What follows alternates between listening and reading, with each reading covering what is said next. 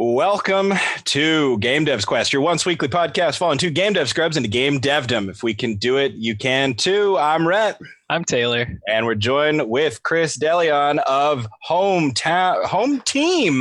Game Dev. Dang it! Oh, every time. Close enough. Maybe people will remember better that it's not Hometown if they hear the mix up. I've gone from one name people can't remember to another, but HomeTeam Game Dev. And my other reflex I have to stop myself now is to not say .com after it, because to me it's like, well, that tells them how to find it, but it also sounds like it's like 2001 and like I'm going to go out of business any day now if I call it a .com. And so please, we need those clicks. That's right. Yeah, I've got the hamster cannon commercial on the TV, all that kind of stuff going. And I guess I'll do the intro bit for my podcast. Of course, often I record these instead as guest speakers at HomeTeam Game Dev's Sunday live meeting groups for the Apollo community. Now we have 3 different communities, only Apollo, which we do the community guest speakers in. However, this time we're doing it separately. This is just a chat between me and our hosts of GameDevsQuest, Rhett and Taylor, as a bit of kind of just a change of pace, different kind of stuff. And who knows we're going to talk about, because this is kind of part 2 / the sequel, I suppose, since August 2018, plus or minus. I guess September is when my episode version went up. We had a chat. And so we can talk about what has changed, what hasn't, what's completely new. But yeah, I think we can begin by saying the world is completely the same now as it was then. Just completely, sort of nothing's changed. Looking around us, it's like, wow, has any time passed at all? It's basically October 2018, as far as I can I can tell. It's beautiful outside, crisp fall weather. Big crowds of just people everywhere, just doing normal things, like people traveling probably.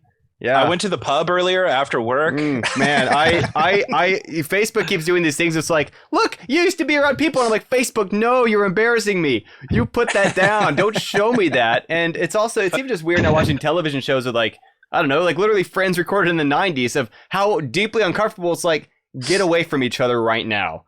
You cut that out. This can't have it. Bad. There's all kinds of... Go ahead. Dang it, Taylor. I know, we're doing it again. I was just watching an episode of like This Is Us, and they're like all crowding in the car, and I'm like, why? What are you doing? Well, and here's the thing about This Is Us, right? So this show, so we also watch Superstore over here. We're into these kind of shows. They have overlapped with the pandemic, and so they have introduced masks as at least at the start of the season. They show like, oh, we wear our masks and where a pandemic is happening, but then they are hiring expensive actors with like they're being paid for how pretty their faces are. So they'll walk up to each other, take their masks off to talk up at each other's faces to have a close up of the camera. And we're like, that is the opposite of what we wish you were showing the general public. We wish you weren't instructing them to like wear it at a distance. When you enter the room, then take it off and just all huddle together. I'm finding, maybe this is the time that I should be getting into acting, because, everybody says, right, you got a face for radio. Well, maybe I got a face for COVID TV. That's right. You got a face for broadcast. Yeah, that's right. I wonder what's going to change if there even is a after COVID, but like you think about handshakes, like are handshakes gonna not exist? My blowing out birthday candles.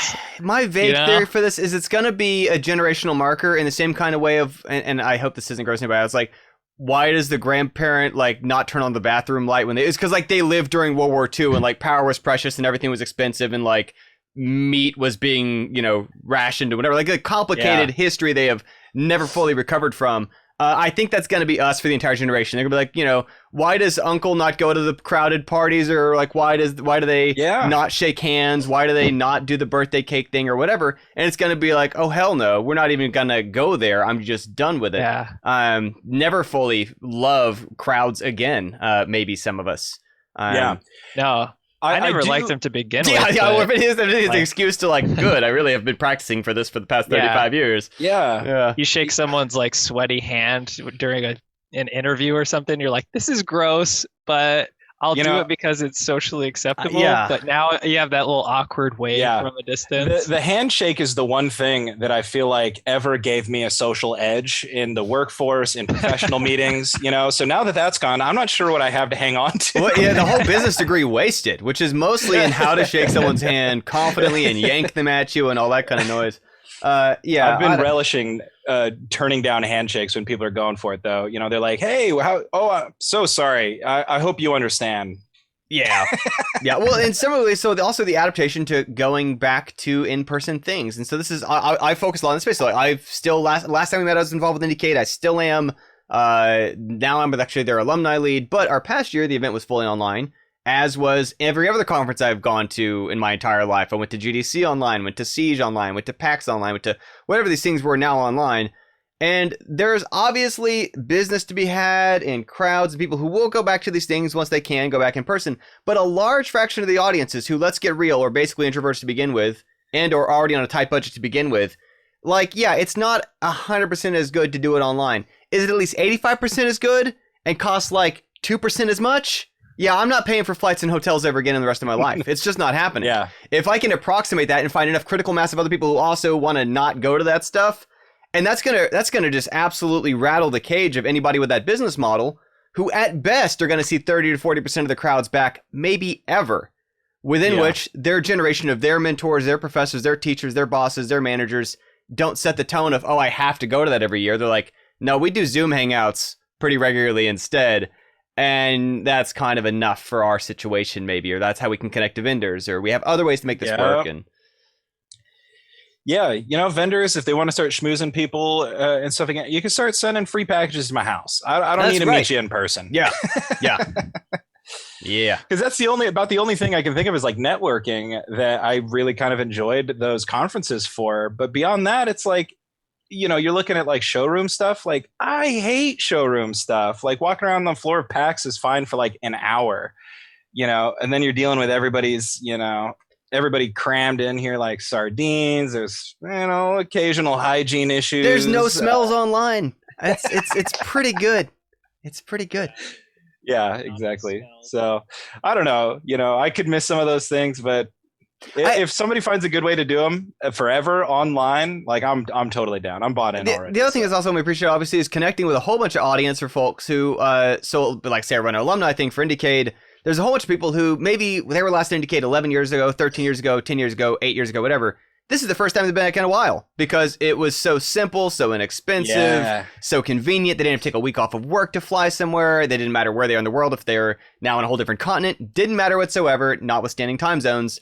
They could just do it. In which case, staying up an extra hour or waking up an hour earlier, not quite as bad as, once again, adjusting to time zones and travel and hotel and time off work, etc.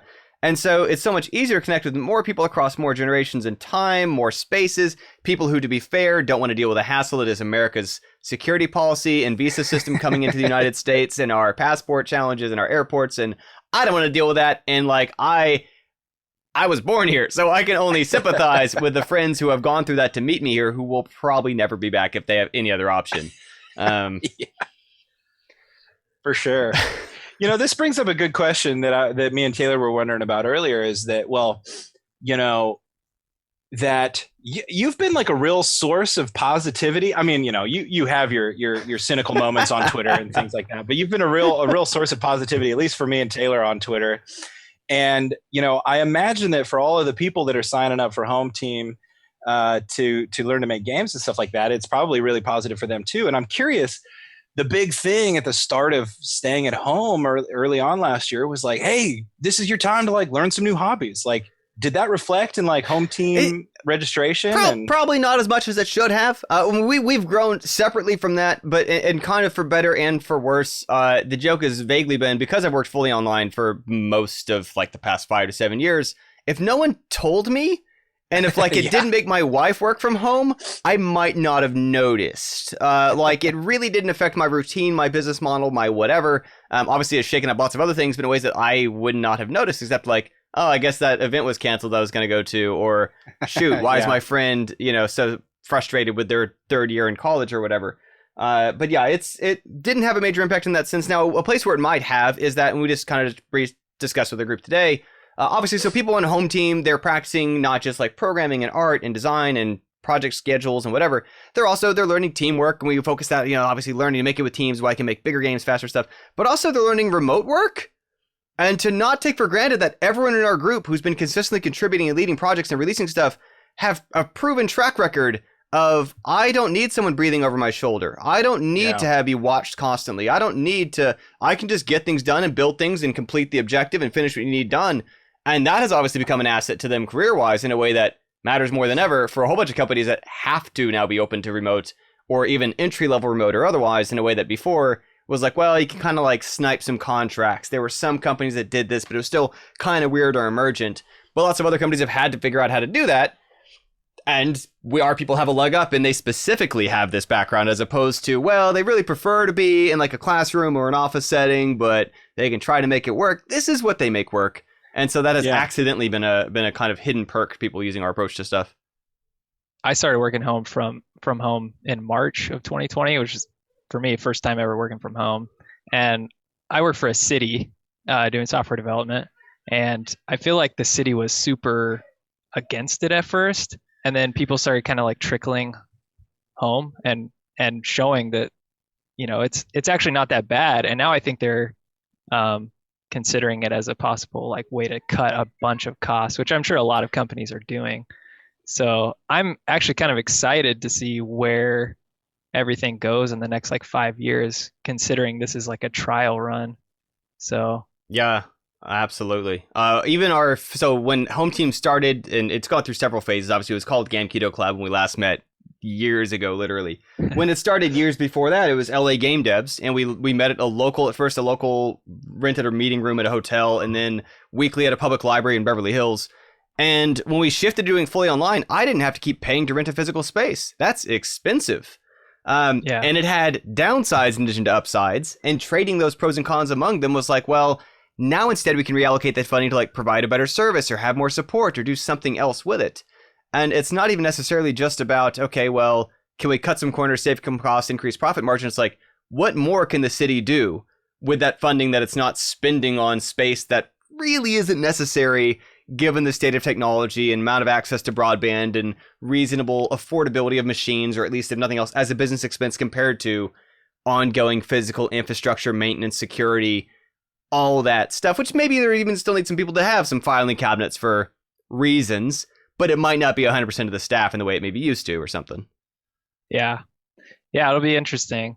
And I know especially everybody is getting hit by COVID in terms of like losing revenue and stuff like that. So the one quirk we did have to this, so one of our trainers in HomeTeam, our engine Unity expert guy, he's based in Taiwan, and a few of people he knows from his network who kind of like his IGD chapter, they came to Indicate online, and they were talking about some stuff, and like they haven't been hit so bad. Their government's been really having it under control. They're pretty solid. They've got like real quick quarantine practices and isolation, and they handle this stuff. They've really kept it under control. And like they couch us in 1,000 disclaimers of like, please don't take this the wrong way. We're not jealous of what's happening in the United States, etc. However, there's also a very real distinction that the US, the UK, basically everywhere in the world besides New Zealand, Taiwan, and a handful of other places are having to experiment and adapt to meet new challenges and find new and different ways to do things that might be more remote friendly, that might be more distributed friendly, might be more time zone friendly, might be whatever the heck it is, that some other parts of the world aren't having to face those challenges. And what's worked well enough for the past century is still working right now as well as it did a year ago.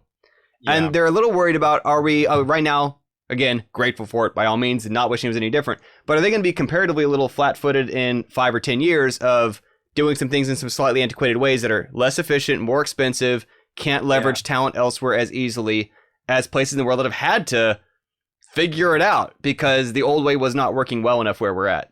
I find that I feel like most places just really want to drag their feet until there's no other option. You know, like where I'm working, I work for government as well. And what's funny is the particular agency I worked for, I'm pretty sure their COVID response was going to be like, let's just tell everybody that we're going to try to move them remote and then drag it out and hopefully this thing will end. And they dragged it out for a whole year. I mean, I just started working from home like 2 weeks ago, finally. And I had to go to an office and the rules were so strict. Sit at your desk, wear your mask 10 hours a day. If you go to the bathroom, only one person in the bathroom at a time. You know, like you can't get up and walk around. You can't talk to anybody. You need to talk to people on Skype. It's like all of these things. It's like we're remoting from our desks in a weird way. Yeah. Why are we even going in? But beyond that, the office across the street, a different agency, of course, they were like, you know what? The governor might shut us down. We should get out now. And they got everybody set up remote in like a week. And their agency is bigger than ours. It's like, what were you doing? And they're like, well, there's there's security issues and blah blah blah blah. And I was like, my wife works from home for this agency, and she's she's accessing the same exact databases and systems and internal infrastructure that we are. So I don't see the problem. Like, can I just use her computer or something? And they're like, no.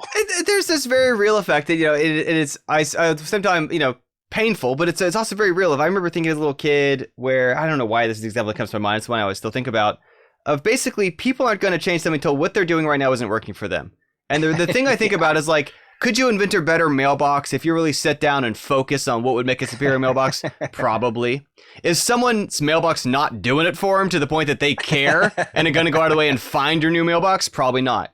And that for so many things, it's like, hey, we got other stuff to worry about. We got family to worry about. We got stuff going on. I got things I already care about. I got things I'm already into. And until something fails them, they aren't going to try to improve. And so it's also just like, heck, and the approach to what I'm doing, very, very rarely are we the first thing somebody tries. Very few people are like, step one, let's go get some regular weekly training from like a whole framework of stuff.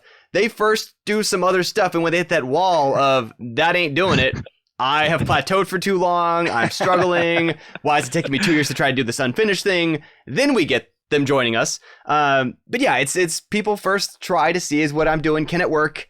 And I don't know. There's just this weird. It makes sense. We got so many other things going on, but it is frustrating that is sort of the nature of existence in some way. Yeah. I think you just described me, Chris. I'm like this close. I know, that's so weird. The only thing left out is that you haven't joined yet, Taylor. So I know. Although if you do, literally, this is too late by the time you watch this recording. If you apply today, you would be a founding member in Lighthouse, our new third group, and you would bypass the wait period for that. Dang. Yeah, that would be cool. Just put go, Taylor. That gets you a +2 towards our quarterly objectives as game changer status, which fits you a public itch collection on our public games portfolio. I'm just saying, just putting that out there. It'd be cool to have you with us. All right, I have until midnight. That's right. And we have one of the things we talked about last time, as I was again, like we've discussed before this, reviewing directly before this. What did I say years ago to kind of acknowledge? Was what I was like, how do we make this work for more people? And we had this flow rate problem of like, okay, if more than, I don't remember, was 3, 5, 7, whatever, tried to join in a week, we shut off the valve of like, couldn't register for the week because we figured out too many people join too fast. They have a hard time latching into stuff, connecting, getting to know each other, finding their footing, acclimating, etc. We've now gotten good enough at this that now our new approach is where this new group came from, is we had enough people in our pipeline in the application list, we just spun up a third group, based pretty close to the model of our second group. And we've gotten good enough at doing this that like we're able to reuse bits and pieces of our process materials, same support trainers, same services, same frameworks, but different people in different processes. And what happens is it's almost kind of like a college class of people who are coming in together, kind of already know each other, and we're able to kind of deploy that pattern in a way that works much better with relatively minimal. We have a couple of seed members who came across former leads from other groups to kind of help get things started on here's how we do things. Happy to help answer questions too if you got them. But already like people are doing stuff, and we're very quickly ramping up to matching the pace and fidelity of our group that had a 1.25 year head start, which already met the fidelity and pace of our group that had a 5-year head start. And so we're getting better at this problem of, I think the last time we phrased it, if everybody wanted to sign up tomorrow, we'd have a problem. That's still true, 100%, but less true than it was then in terms of we're better able to handle different options for what our application rates coming in. Nice. Yeah. Progress. That's right. The world's not totally the same as August 2018. That's right. HomeTeam is growing. HomeTeam is changing. That's right. Well, yeah. A lot of our changes have been less so in total numbers difference of people than the percentage of how well it's working for people, how many they're involved, how many they're on getting in-game credits and leading projects per week and those kind of things. We've been able to dial all those up. I know last time I was kind of ripping on the gem club model I hate of businesses that operate on way more subscribers than they have room in their space for. We're sort of the opposite of I'm trying to maximize our density and really increase those odds if we get your results when you join because we are more likely to be fit. And there's still a chance someone joins or like this isn't really what I'm looking for, in which case that's fine. That's why we're week to week, best of wishes out there, go on and do something else. But that's been a lot of our investment or time and energy in that. Absolutely. Nice. Yeah, I was excited. Someone from our community just joined. Yeah, I was pretty excited seeing him jump in there, utilizing some good tools, Nice. I was just trying to figure. So we have, I think, more than one person who may have had that nickname, but now I don't want to crisscross any of my back end notes. So I'm going to put my phone away. I would just say his real name, but I don't know how comfortable he would be. Did he use his real name on our podcast? Because he came on our podcast as well. I can't remember, to be honest. And this is an example of where I get our process. So when we first started releasing games in October 2015 or whenever it was, every single time we'd be like, how do you want to be in the credits? Because some people want their nickname, some people want their first name, some people want that last initial, some people got stalker problems and only want to use an online handle that like is already anonymized or whatever. And now, like, when people register, they're entering, how do you want to be in credits? And when we're compiling credits in the game, like, our system just conglomerates. Here's the nickname corresponding to these GitHub commits, etc. Lets them edit that after the fact, make changes to it. But yeah, kind of trying to solve those issues because it's very real. I mean, I've had people in my in-person college groups who specifically didn't want to use their real last name on things for personal reasons. And again, no disrespect around that. But it is important to know. I wonder, maybe that's an interesting question. I wonder if what you think on this is like, is there a future in game dev where you see like very professional people like getting credited with their nicknames? Oh, or yeah, their handles? It's been happening for years. So a lot of people don't know Cactus's real name, the guy who I think Hotline Miami and did a bunch of experimental indie games that were winning awards 5-10 years ago. He goes by Cactus, or I think Queasy Games. More people know Queasy Games name. But so basically, people often stand behind the label for a variety of reasons. Sometimes it's just because their name is so maybe generic, it's hard to search for, or the name is hard to pronounce or say or spell, like maybe my Gamketo LLC is. And so they use something else that's an easier tag or label to find. And so a variety of reasons. And of course, I've also, it's complicated, but it's a one-person thing. I think we talked about before, but the tendency I had early on was everything I just stuck Christopher DeLeon, Chris DeLeon. I just did everything by name. And then I started liking about changing up my URLs over there, Interaction Artist and Hobby Game Dev and this, that, and the other. It was I could shed it like a snakeskin and move on from it and just leave that behind and be like, no, that's Hobby Game Dev. What I'm doing now is a totally different approach, totally different. That's the Interaction Artist series. That's different than what I'm doing now with my YouTube channel or something. Yeah. That's actually a good thing for us to think about. Rhett and I, so since COVID, we've kind of slipped off the edge a little bit and haven't been as active. And, fair. As everybody probably, but and so we've been talking about GDQ 2.0 for a long time, and it's, I don't know. We started off with this common goal of like, let's learn how to make games and document that, and hopefully that helps other people. And as time went on, like, we started to, most of our episodes are just us hanging out, like, not actually accomplishing anything. And that's sort of a different phase. And now we're kind of in this other phase where we feel like we want to focus a lot more on quality, as opposed to, like, before it was just like, let's churn out an episode every week. And we did that for two years, a week or episode every week, whatever. But maybe it's worth considering like a full-on rebrand, not just like a relaunch or something. Yeah, you have to play the full GDQ 1.0 to really follow the story of GDQ 2.0, and classic problem. Right. Yeah. As you drink out of your Gamketo mug. That's right. Well, so it's still Gamketo LLC is the company, the service, the HomeTeam Game Dev. Yeah. Gotcha. Cool. Yeah, Taylor, come on. Fair. Well, because I have other business. I have other products and things connected to Gamketo LLC. So, like last time I alluded to, I was working on a productivity audiobook, Self Command. That's now in the hands of like over 1,000 people, and people responded well to that. And that's this whole thing for when you mean to do something and you're not doing it. What's up with that and what to do about that? And it's just this like combination of like simple techniques and practices and ways of thinking about stuff that help kind of, I worked with a lot of people who knew what they wanted to do, had the means to do it, had the techniques or the hardware or whatever, but weren't doing it, and help them find ways past that to unblock themselves and keep doing it. Also alluded to last time, the stoicism interest that I have is kind of a way of thinking. Released the whole public modernization of an entire classic Stoic book, selfcalm.com. That's totally free, and the audiobook's bundled with my productivity book because it kind of overlaps a little bit in headspace. But those are like, for example, Gamketo LLC things that aren't necessarily HomeTeam specific. Now, people in HomeTeam do get access to everything I make. They have those included with membership, but they kind of exist in sort of separate pockets of, brand control kind of stuff of people used to, for example, only hear the podcast and be like, is that the group? And I'd be like, no, not really. It is sort of a content we spin off from it. But can you dig into, I forget what you called it, the first one. The productivity and self-command? Yeah, because I don't know. I tried to line up some questions and get my thoughts organized before starting that podcast today. And you always seem like you're achieving things. You know what I mean? So basically, this is sort of the preface of the book is explaining. I'm not claiming you're going to do stuff great. I'm claiming you're going to do stuff. And this is where this again, where at any given time, I cranked out daily YouTube videos for I've got over almost 900 YouTube videos now or something for years, released a ton of podcast episodes, wrote several textbooks myself, etc. Not all of them were super great received. Not all of them were super viral, not all of them super wonderful, but I did them. And until you get yourself to do them, you don't have any shot at maybe the odds will be in favor. Maybe the timing will line up. Maybe it's going to be a good collaboration that's going to happen or whatever. And really, it's just focused first and foremost on the objective is to do the thing. And if you're doing the thing and you did it to the best of your ability and did it from what you knew at the time, that's kind of all you can aim for.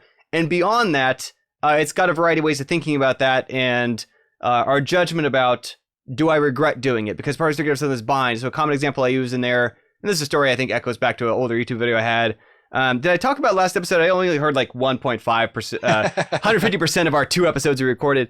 The thing about the farmer and the wheat and the rice or whatever thing, did I ramble about that last time we talked 2 years ago? Granted, it might be a new audience by now anyway. I don't know. Okay.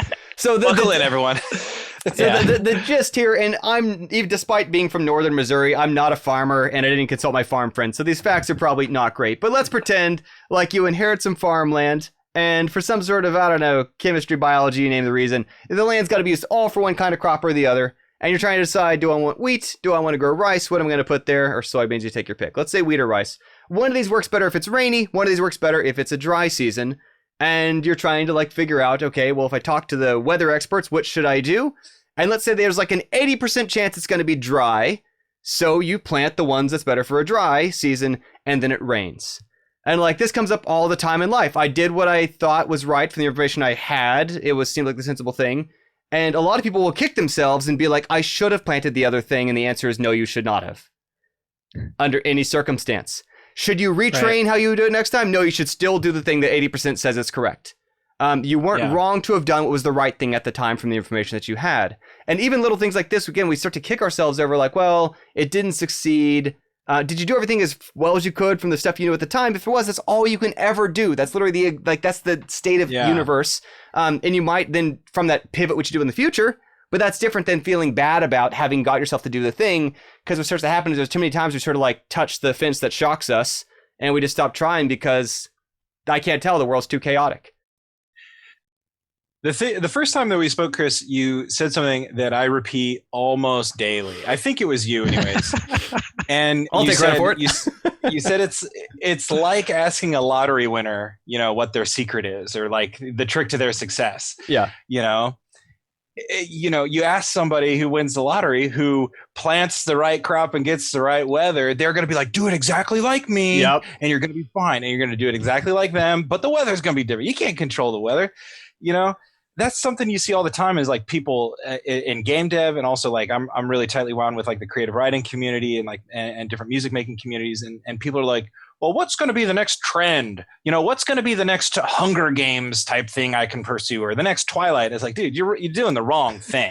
You just gotta make the thing. Yeah. And if it's good, it's going to find its audience. And if it happens to align with a trend, congratulations, you won the lottery. Yeah. Anybody who's actually nailing those did not predict it. They got lucky from starting when they did.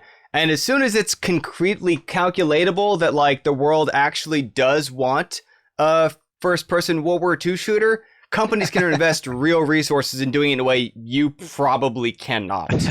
Just will not. And you're just going to lose that fight.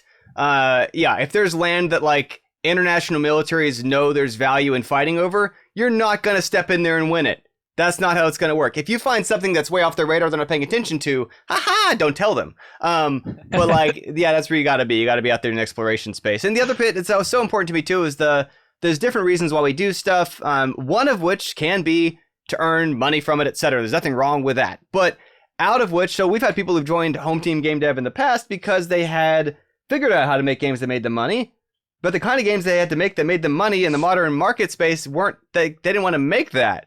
That was not at all why they cared to make games. And they were I completely lost track of the reason why I was doing this was because to be like kind of morbid, by the time I die, there's certain things I would like to have made. And this wasn't doing it. And if the way it's done is I basically, and they, like, so again, I'm also in Decade, a ton of their projects are frankly subsidized by people who are professors, people who have day jobs at AAA companies, people who do software engineering as their main gig or something, is it just making sure there's a roof over their head, lights on, and internet connection, frankly subsidize a project because they wanted it to exist, because they wanted to do it, because they want to learn how to do this, because they want to just see this thing come to existence. And like, that is a different reason to do something. And that's, again, valid to do it for either or both. And occasionally some Venn diagram overlap. People love to listen to those talks. They are the rarity, the exception, out of the space of things I can do, things I want to have done, things that the market space wants me to have done.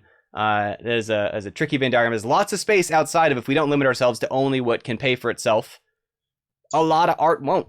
A lot of writing may not. Doesn't make it not worth doing. It means we got to find some other way to kind of fit that into our lives and kind of recognize the purpose in it. Well, that's the interesting thing, and I really find this most often in the game dev community itself, is this idea of like monetizing what you're doing. And I understand why, because it's if you can make some bread with what you're doing, then you can spend more time doing it, and you can enhance your skills with that extra time. But imagine how crazy we would look at every single kid who picked up a guitar and was like, I need to make money or this isn't worth it. Yeah. Like, nobody picks up the guitar and is like, I need to make money doing this. Yeah, yeah. I'm a failure at sports if I don't become a pro. Why did I even waste the time playing baseball?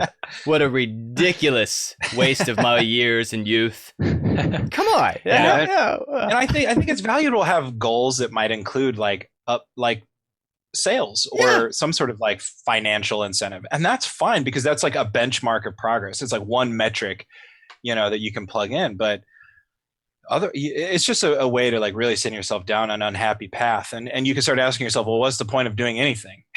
Yeah. For me, that's been a lot of my time during COVID, like just trying to figure out what makes me happy.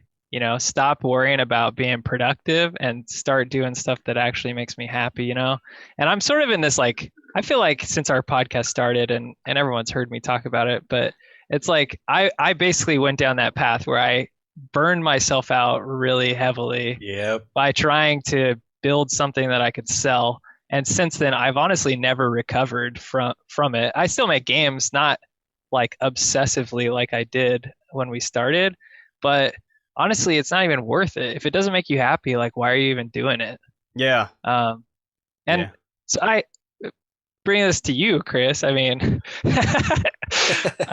you were talking about like all the YouTube videos you've made, all the podcasts that you've done, like everything that you've done. Like, this is getting deep, I guess, but do all those things make you happy? Like, do you feel like everything you're doing, yes. What's the balance for you? You know what I mean? As said last time, I very much, if I had infinite money, and I still definitely don't, but if I did, it may not actually change that much about what I do, how I'm doing it, etc. I'm very much doing the things that I feel is like the ethical way to do it, an effective way to do it for people I want to help, the way I want to help them, etc. And a lot of what I do, whether it's the video courses, the ebooks, the audiobooks, etc., is some part of it is thinking in terms of, and again, just is what I think of for, I don't know, probably an arbitrary reference point. But so I had some old Packard Bell computer I grew up with, and at some point it went super kaput, like way gone. I'm sure if I spent enough money, some like data recovery company could resuscitate, somehow get data off of these disks. But for all intents and purposes, it's trash. And what I thought about with that was like anything that wasn't printed off of that or copied off of that, etc., is just gone. Doesn't matter. It was ever on that drive, lost forever. And again, at a bit of like, let's get deep here and worry about our mortality. Anything we don't externalize before we die, which none of us have we have guesses, but like we might have less notice. Anything we don't get out of us before we do is like gone. Probably not coming from an expensive data recovery company either. And so there's something where if there's some lesson I'd like to pass on, something I'd like to share, something I found useful to might help others, I look for, can I externalize that somehow? And that's also where, even if it's initially in something where it might not have a big reach, might not have a big audience, etc., kind of like you've said, you've talked through a bunch of different times of podcasts, and maybe that's even, I would guess, helped you come to some realizations. A lot of my blogging helped me get deeper in my thoughts, where I would have a small audience when I was blogging for years at Hobby Game Dev, but me writing it got me a layer deeper because it kind of just dug away that layer of thoughts. And then I do that again and again until I kind of find something in that little mining of like, here's a thing worth sharing and saying more. And then I do something better with that. And so oftentimes when I'm doing a lot of content, it's like when I was doing those hundreds and hundreds of YouTube videos, a lot like shots here, like the rice and the wheat story was like one of those, and it became a part of the self-command audiobook material, or like different sort of techniques in there about prioritizing, about deciding what to do next and why, came from trying a lot of stuff. And a lot of it is kind of spaghetti at the walling. What's going to stick? I don't know, but I can keep trying it and figure out what's the overlap of like, I can say it and it makes sense and it resonates with people and people get it. And I don't think there's any shortcut past this stuff either. So there's an old philosophy of little bets. There's some book around it. But even like the examples that they would use is like famous worldwide successful HBO special comedians, 40 years into the career, still start by going to a small room of 25 people at a bar unannounced and read off some pre-written jokes, most of which don't land, to even figure out, okay, which one is it going to snowball to the next bigger setting? And they do that, and do that, and do that, and then it's where it's like the 30th time they put on this live show, that's the one they put on it at Netflix. That's the one they sell to HBO. Because you don't know till you try some stuff what's going to stick, how do people respond to it, and you just got to create that space for yourself to keep taking those swings the 90% of the time it's not working, to feel out, find stuff. I'm always really floored by, because I have a lot of creative hobbies, a lot of creative passions, and it's really hard. I jump from one to the next all the time just to keep moving. And I'm always floored by just how much of like the stuff that comes up in these game dev talks, it's like so applicable to other stuff. You jumping into comedy, but it's the same thing for fiction writing. It's the same thing for making music. I remember like I did a challenge years ago where it was write one song a week for a year. And I did that. And guess what? You have 42 god awful garbage songs, but you got like maybe 10, 8 like nuggets, know? And no shortcut to have gotten to those 8 or 10. No. That's exactly. and it's the same thing with writing, it's like I always cringe because the same thing happens in all of the game dev community, like on Reddit and things like that, where people ask these really like low effort questions, and I understand why they're asking them and I understand where people are coming from, but it's the same thing in writing. They're like, well, how do I write this book? And unfortunately, the only real advice that people can give is like, well, you just got to write. And they're like, yeah, but how? And they're like, well, you grab a pen and you grab a paper and you write. And they're like, but what? They think there's a secret to it. This is another point that comes up in self-command of basically a lot of where people also stop themselves before they do stuff is this fear of what if I'm bad at it? And basically the way over that is to be like, you're going to be bad at it, you're new at it. Yeah. Stop pretending like there's something you can do where if you just like read enough, you're not going to like fall off a bike the first time you get on it. That's how you learn to ride a bike. You fall off it. You're not going to like suddenly pick up a guitar and like now people want to buy tickets and come see you on the stage. You're going to be bad at it. Just reframe it as I'm new at it. And that is the process. And the path through it is being bad for a while and like doing it anyway, longer than other people who gave up from being unsatisfied. Well, I didn't naturally have an affinity for this. Kind of not really anybody does for anything if we get down to the tax of it. Like that's not how things work. Taylor and I were talking about before this, we were talking about how much kind of imposter syndrome we have sometimes when doing all this sort of stuff. But the best thing about having a professional career educator on the show is that like you just talking and I'm like, I'm doing it right. Yeah, you're doing it. Everything right. Yeah, you're doing it. When again, like doing it at all is doing it. And part of where a lot of people make the mistake is that they'll screw up a few times and then they'll quit doing it. When like anybody who has experience, the reason why they have experience and why it's worth something is because they don't make the same mistakes they've already made.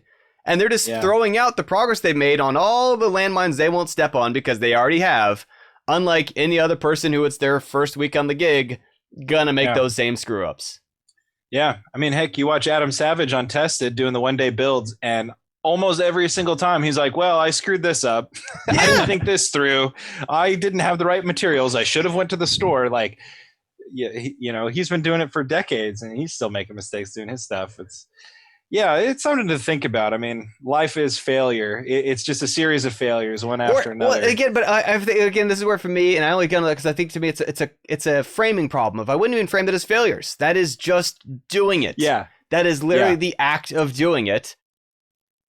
The failure is not. I mean, the failure is not doing it. It's not releasing stuff that's at least bad because you're not doing it at all. Yeah, that is true. We had a question that from one of our listeners in our Discord. I wanted to find it real quick. Sure. I have it up here. Oh yeah, please. So this is from Flippo. His name's Felix.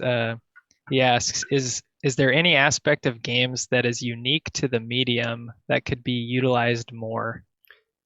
Yeah, that is a great question, and one that I'm hyper excited about, and also simultaneously feel like Chris Crawford, who was on our podcast today, like a GDC founder, legend of the game industry stuff. He sort of has admittedly spent most of his adult life and career beating his head against the interactive narrative space of like procedural dynamic interactions with people and their complexity and the difficulty of cracking that problem.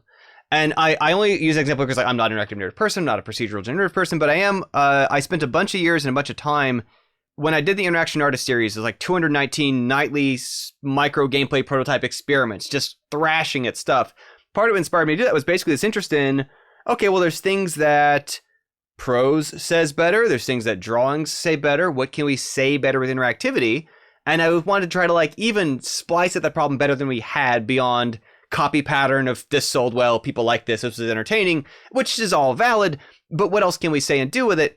And it was just so much there be dragons of difficulty finding that space. It's both a belief that it's there, it's a sense that we've learned certain things in our lives through the games that we've played, and I think that certainly the one I always go back to because it feels the most culturally understood is, and this is where I'm glad to see esports in schools and other stuff, for a whole bunch of people, for many generations of human existence, I suppose thousands at least, maybe hundreds of thousands, sports were this analogy. And last episode, I used a ton of sports analogies because it's still how I kind of explain it, because it's against secret meathead.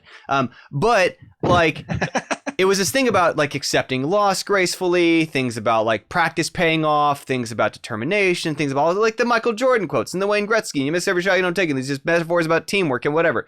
And if you had a certain build and you were built a certain way in a certain height and kind of your body responded certain ways to nutrients and exercise in a certain way, you got to learn these lessons firsthand. And if you weren't, you're reading like page-a-day calendar quotes and like hopefully it sticks. And what I've liked about games, it's created for an enormously larger percentage of the population who may not be built like a refrigerator or like 7 feet tall, an equal opportunity to go through those things of like seeing practice pay off, seeing the determination, seeing the teamwork come to fruition, going through like I was bad at it, but I didn't have to make the system easier, I had to make myself better. And like these kind of like personal enrichment opportunities that used to require a human coach, a human time, a facility, a sports rink, a field, things that are also, I don't know if expensive, more expensive than not having them at all. I like the amount of people in the world who've been able to have those kind of experiences firsthand of going through those, growing through those, and including which, so the other nice thing about games, and maybe for better or for worse, downside too, and the same thing also goes for academia. So we talked earlier about like this challenge of what if I do the right thing and it fails? Which is a very real thing all the time in business and sports and art and everything. You can do everything right and it still just totally blows up in your face. Part of what's nice about what academia tries to do and what games typically try to do is contrive a scenario. So if you do what should have been the smart thing, it pays off. And if you do what should have been the wrong thing, it's pretty clear like, no, you did it wrong. You did it bad. Doesn't always quite how it works out for a variety of reasons. But at the very least, it's a consistent scenario in which it can try to train you towards, you should make decisions the following way. You should think about things the following way. You should explore more. You should look around. You should see things differently. Those things, I think, have been real success in that space. I've been doing a weekly email list now at GameDevTraining.com. There's a little plug. That's a free weekly email list thing that I do. So I was fascinated nobody else took Game Dev Training. I guess nobody else was, I don't know, overconfident enough to be like, yeah, that's me. I do that. That's me. And that's like my free list. That's my separate side thing. But like my most recent one I wrote for that had to do with this thing of I really like the book Walden by Henry David Thoreau about 10 years ago. So I want to make a little micro experimental game where I took these snippets of free public domain audio readings by Gord McKenzie. Got a lovely voice and an expensive microphone.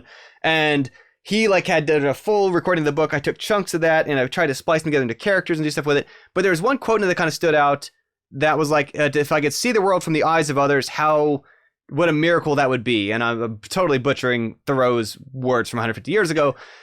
But then the next project that I did that was an indie game was a bunch of college students went back to grad school called Vision by Proxy 2nd Edition, where literally you're playing an alien who like your half your body's your eyeball. You're just this like really goofy looking alien, looks kind of like the thing from Monsters. And like you're blinded by Earth's light because the sunlight's too bright compared to the planet you're from, so you have to steal human eyes to get around. And there's 3 different people's eyeballs you can steal. You can steal the architect's eye, you can steal the child's eye, little girl, you can steal the gardener's eye. Gardener sees growth where the others don't, and so you can like climb vines and stuff. The architect can see inside buildings that appear solid to there, so you can go where they couldn't. The child like turns the clouds into flying bunnies, she can ride across the sky and stuff. And so you can get places you couldn't when you see the world literally from other people's perspectives. Felt like that's like super ham-fisted, over-the-top metaphor of like, couldn't be more blatant about what we're trying to get across here, but it also kind of worked. But anyway, that was like a little 15-minute game. And this is the other thing that I kind of go back to for the space too, is where a lot of people, especially in the indie scene, start out struggling, trying to make platformers about something, which this thing was a platformer, or games about a topic. Darius Kuzminski, a super smart guy, I think he might have been the chair of IGDA for a while, hopefully not mixing him, at least for a chapter or something. He does a ton of online bots and writes all kinds of interesting academic stuff about AI stuff. But he wrote one that was basically like a whole presentation slide deck about like, why are you actually trying to use a game to explain this? Like, what you're really trying to get at. So, look, that thing I pointed at is made. I also just explained it in like 2 sentences. Because oftentimes we'll spend a ton of time and energy throwing months into like trying to make this metaphor, and if it's whatever, and it's like, yeah, but also you could just like write the sentence down and have established your point. And fair. And obviously this is where like a lot of art, it's like, okay, well, ballet may not be teaching me a different concept per se, but is it somehow more memorable? Does it touch me in some different ways? Doing some different function that's harder to articulate than why I read a textbook, than why I read a how-to text, you know. And probably these are still worthwhile culturally for existing in a totally different wavelength and way. And the other thing that I've also liked about them, and this is more from the creator side than the consumer side, is very much this thing of part of why HomeTeam exists and thrives is that any given musician can just chuck songs on SoundCloud. Any given programmer can just chuck code in GitHub. Any given artist can just upload their stuff to DeviantArt, etc. When you start weaving this stuff together, a significantly larger audience of human beings who may not be interested enough to browse a SoundCloud or to browse a DeviantArt or to go read GitHub code is more likely to actually appreciate the symphony of these things all stuck together in some coherent way. And that is something which certainly games have a huge leg up on. Not only in our ability to do it, which arguably, again, like film and TV also succeed at that too, but they also take an incredibly astronomical budget to do it. The amount of people on Earth who get the opportunity to put things on television and in movies, or even, heck, in YouTube at a usable, decent production quality, are so slim compared to the amount of human beings who have everything they need to author this stuff with free or cheap pixel art tools, programming tools, etc. And this is where part of my sort of aspirations in life for World Vision stuff very much come back to, like, if everybody had a grand piano in their house and nobody played a piano, you'd be like, that ain't right, what's going on? But like, oh, so many people, and not 100%, but some people have computer hardware in their home that is perfectly capable for developing games on. That is everything that they would need hardware-wise to play that piano. And I wish that it was at least as common and as normal and as widely done as like making music and accepted as to, and maybe it already is for some ages and cultures and backgrounds and environments or cities or something of, you know, that's Jem, he plays piano, this is Jen, she makes games, and nobody even skips a beat on like, of course they do. Like, that's just the thing that we do as a culture. Like, and Tim writes short stories. Yeah. Yeah, that's such your personality. Everybody does that because...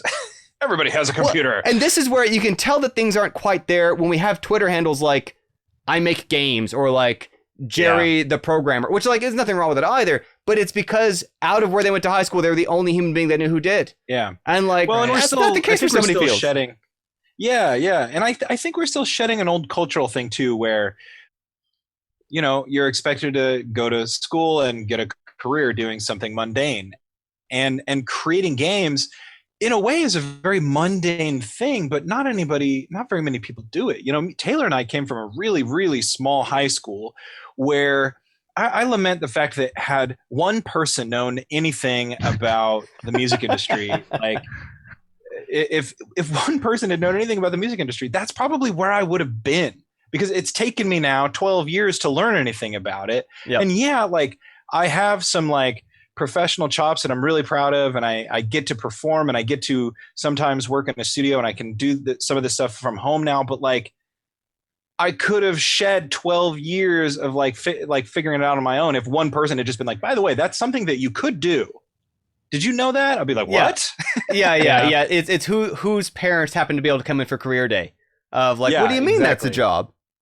Yeah. Well, Because, you know, at our high school, it was like, all right, well, like you could go be a lawyer or I don't know what. I remember a career day in general where they were like, you could be a logger, a farmer, or a lawyer. I was just like, what? Yeah. Yeah, I would guess though that even now, barring COVID, the opportunity for that sort of thing at our tiny high school has probably like increased massively since we were there. Like we didn't have a single programming class in my high school. What they started doing smartly is they started partnering with the larger school districts, and they would bus kids over to partake in the programs that our school couldn't afford. So like, whereas our school, you know, this is such a small thing, but like when I was there, we didn't have shop class. We had nothing like that. By the time I left, they were busing kids over to the next school just a few miles down the road so they could take shop class. And, you know, I think like we were really lucky that we had band and we had some opportunities like that. But as far as like any other extracurriculars, we barely had any science extracurriculars or, you know, electives rather. We barely had any, like, I mean, there was like a girl in my class that had to like invent the advanced math courses with the teacher in order to like continue taking math courses because she capped out our school's educational program. Like, you know? Yeah, we had some of those as well for our physics. Was like one girl in the physics professor who like had an AP physics textbook she would try to invent exercises from and stuff. And it's small town in northern Missouri. But yeah, it's, I mean, like you say, there's, actually, so shop class is another example. So shop class is one of like my favorite things I did in high school. And people are like, what would you do if games weren't around? I'd probably be a woodworker. I took like advanced woodworking, took several years of this stuff, started in middle school. And it's probably because the same reason why I'm making games and podcasts and audiobooks. And I like making stuff. Yeah. I like to have a thing where there was proof I did it because now something exists that didn't. And I can be like, look it, see, I did it. Ha, told you. And you can't like argue like, no, it's not. I'm like, yeah, it's right there. What are you going to do? Yeah. And like there's that joy about so much learning from that process, and this is the need for like to work against the material and figure out its properties and whatever. That also, in the same way as like the sports learning, again for development side more so than the consumer side, we get that. And a lot of like my model for how I frame my stuff, we talked a lot last time about my dojo model, is actually like my curriculum is partly inspired by literally our shop class or how Mr. Begania had us like make a gavel to learn the lathe and like learn to use the router by making a picture frame. And we do a project just for an excuse to learn this thing. Same way I have to make a 70s game to learn the mouse and putting colored boxes on the screen, and then a breakout game to learn how to make a tile mapped thing, and very much that kind of lesson in a way that, again, it's nice because there's no materials. You're not having to ship in lumber. You're not having to like, I'm out of nails. There's no liability risk of a lot of schools. Like I think the one I went to probably had to drop SAP class because you can only lose so many fingers before the school district is like, we can't do this. This is not the world of tomorrow, and our parents aren't having it. But it's safe. It doesn't require a bunch of place to store, and it can also this access. Same reason why online pandemic world is in some ways a slight equalizer. Not to overstate that point either. People's access to each other and resources and communities of in small town Midwest. Like we were also in the last on the list of any business to bring a chain there, of any like practice or program for schools. It was going to find its way down the trickle train from like the coast to maybe St. Louis to maybe Kansas City, and then somewhere down the line a few steps later, like let's say see if our school in St. Joe would catch whatever it was. But like that was also where a lot of what enabled me to get beyond who I happened to know locally was the internet and was technology and was access to perspectives and books and input thoughts elsewhere. In a way that now I love the idea that somebody, no matter where they are in the world, and again, this is again a optimistic overstatement. It's not 100%. It's not equal everywhere. Broadband is, but we're close enough to feel it, and that's so much better. Of the chance that like I get people that my favorite we've had recently. I think we've passed 300,000 people have taken my online courses, and a lot of questions I answer are like names I can't spell or pronounce. And I love that. I love that. I've had no way to have reached this person otherwise. They're going through my curriculum stuff. They're learning stuff. They're doing things, and occasionally they'll reach like. Respect, found a job doing that kind of stuff in their country where they're doing things, and I'm like, that's great, and they're earning good money for where they're living doing the stuff, and that's just so nice that it didn't come down to, well, supply and trade couldn't justify the size of our community or what country we're in or whatever. Non-issue. Yeah, that's something for us too. I don't know, like not that we have 300,000 people are making money or any of that stuff. But like the fact that we have a community and we have people from all over the world in it. Yeah, I love it. I feel accountable to them. Yeah. I feel like I need to start or continue making stuff and building my skills just so I could keep people in there and going and all that kind of stuff. So yeah, it's like encouraging in a weird way, It really is. I mean, that's the one thing is like I always weigh the benefits versus like the costs, I guess, of this interconnectedness of the internet, because on one hand it sometimes feels like we've discovered fire for the first time. Like it's like this amazing tool, and it could redefine our species in so many amazing and clever ways, but also like you could burn down the world with it. You could burn down entire ecosystems. Hypothetically, / yeah, definitely happened several times already, like in the past year. Definitely happening right now as we speak. Literally in the middle of it all the time. Well, my favorite part is it's not even clear which way you're talking about. That there's like at least 3 or 4 we're probably both like vaguely alluding to. We're like, we're probably the same one. It doesn't matter because it can't even narrow down. Yeah. Well, so this is where the optimism that I find in there. So I've been reading Technopoly by Neil Postman. Neil Postman, sort of a super intellectual media critic from long ago. I think he passed away maybe 15, 17, 20 years ago or something. But he like main thing he's known for is Music Ourselves to Death, where he basically predicted the challenges of having news become entertainment 24/7 and like how that affect our discourse and things. And Technopoly instead is about the relationship people have to information, where he basically, it hurts to say this, like in 1992, 30 years ago, predicted pretty much Twitter of like information at volume and velocity regardless of any utility or use to anybody and the problem that creates. But one of the things he talks about in there is this thing of like the previous system was basically constrained around protecting us from information we shouldn't have access to or shouldn't use. Or as much as we don't think about this, like schools really kind of were designed post-printing press to help people figure out what writing to give any credibility to and what writing to be like, nah, this probably isn't legit. And that in many ways, obviously it hasn't kept up with that challenge.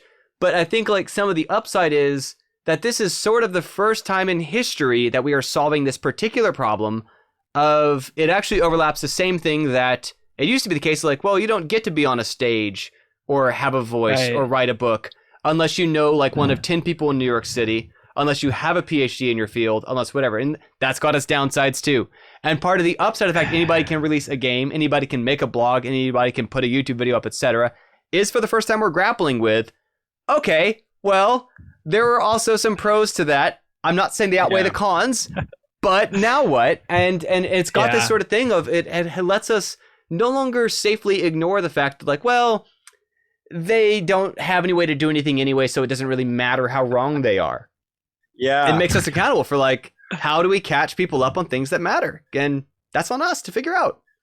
I wish there was any real life examples that we could draw from. Hypothetically, you can see where Neil Postman's like referring to like it might someday become a thing, but yeah, not now, clearly. Yeah. Well, and so this is actually sort of where I feel like the it's not even that secret or subversive. So one of the things that I like about what I'm doing, and the fact that our community is multicultural, people from different countries, different backgrounds, different whatevers, doing things together, is that I think one of the challenges we've run into culturally, and this might be an overstatement for America and simplifying it down to like a paragraph or something, but so a lot of folks who grew up into situations like where I did, there was not a lot of diversity in people's backgrounds and other things, and to what extent they were, some people might even not bring it up because it seemed like not even sure if the environment was going to be accepting or hostile or whatever. Maybe when they went to college somewhere else, bring it up. But we wound up with a situation where because of the cost of our college and so on in the United States, the options were either you would come from a wealthy enough background to not go into debt for it, or you're willing to go into debt for it, or else you kind of don't get those cultural formative experiences of my first time meeting and working with somebody else who pretty comfortably is not from my same cultural background, not from my same context, etc. And it does feel like some of our divide is things we take for granted, like it seems so obvious to me from my life experiences, which were different because of a different set of compromise and trade-offs made.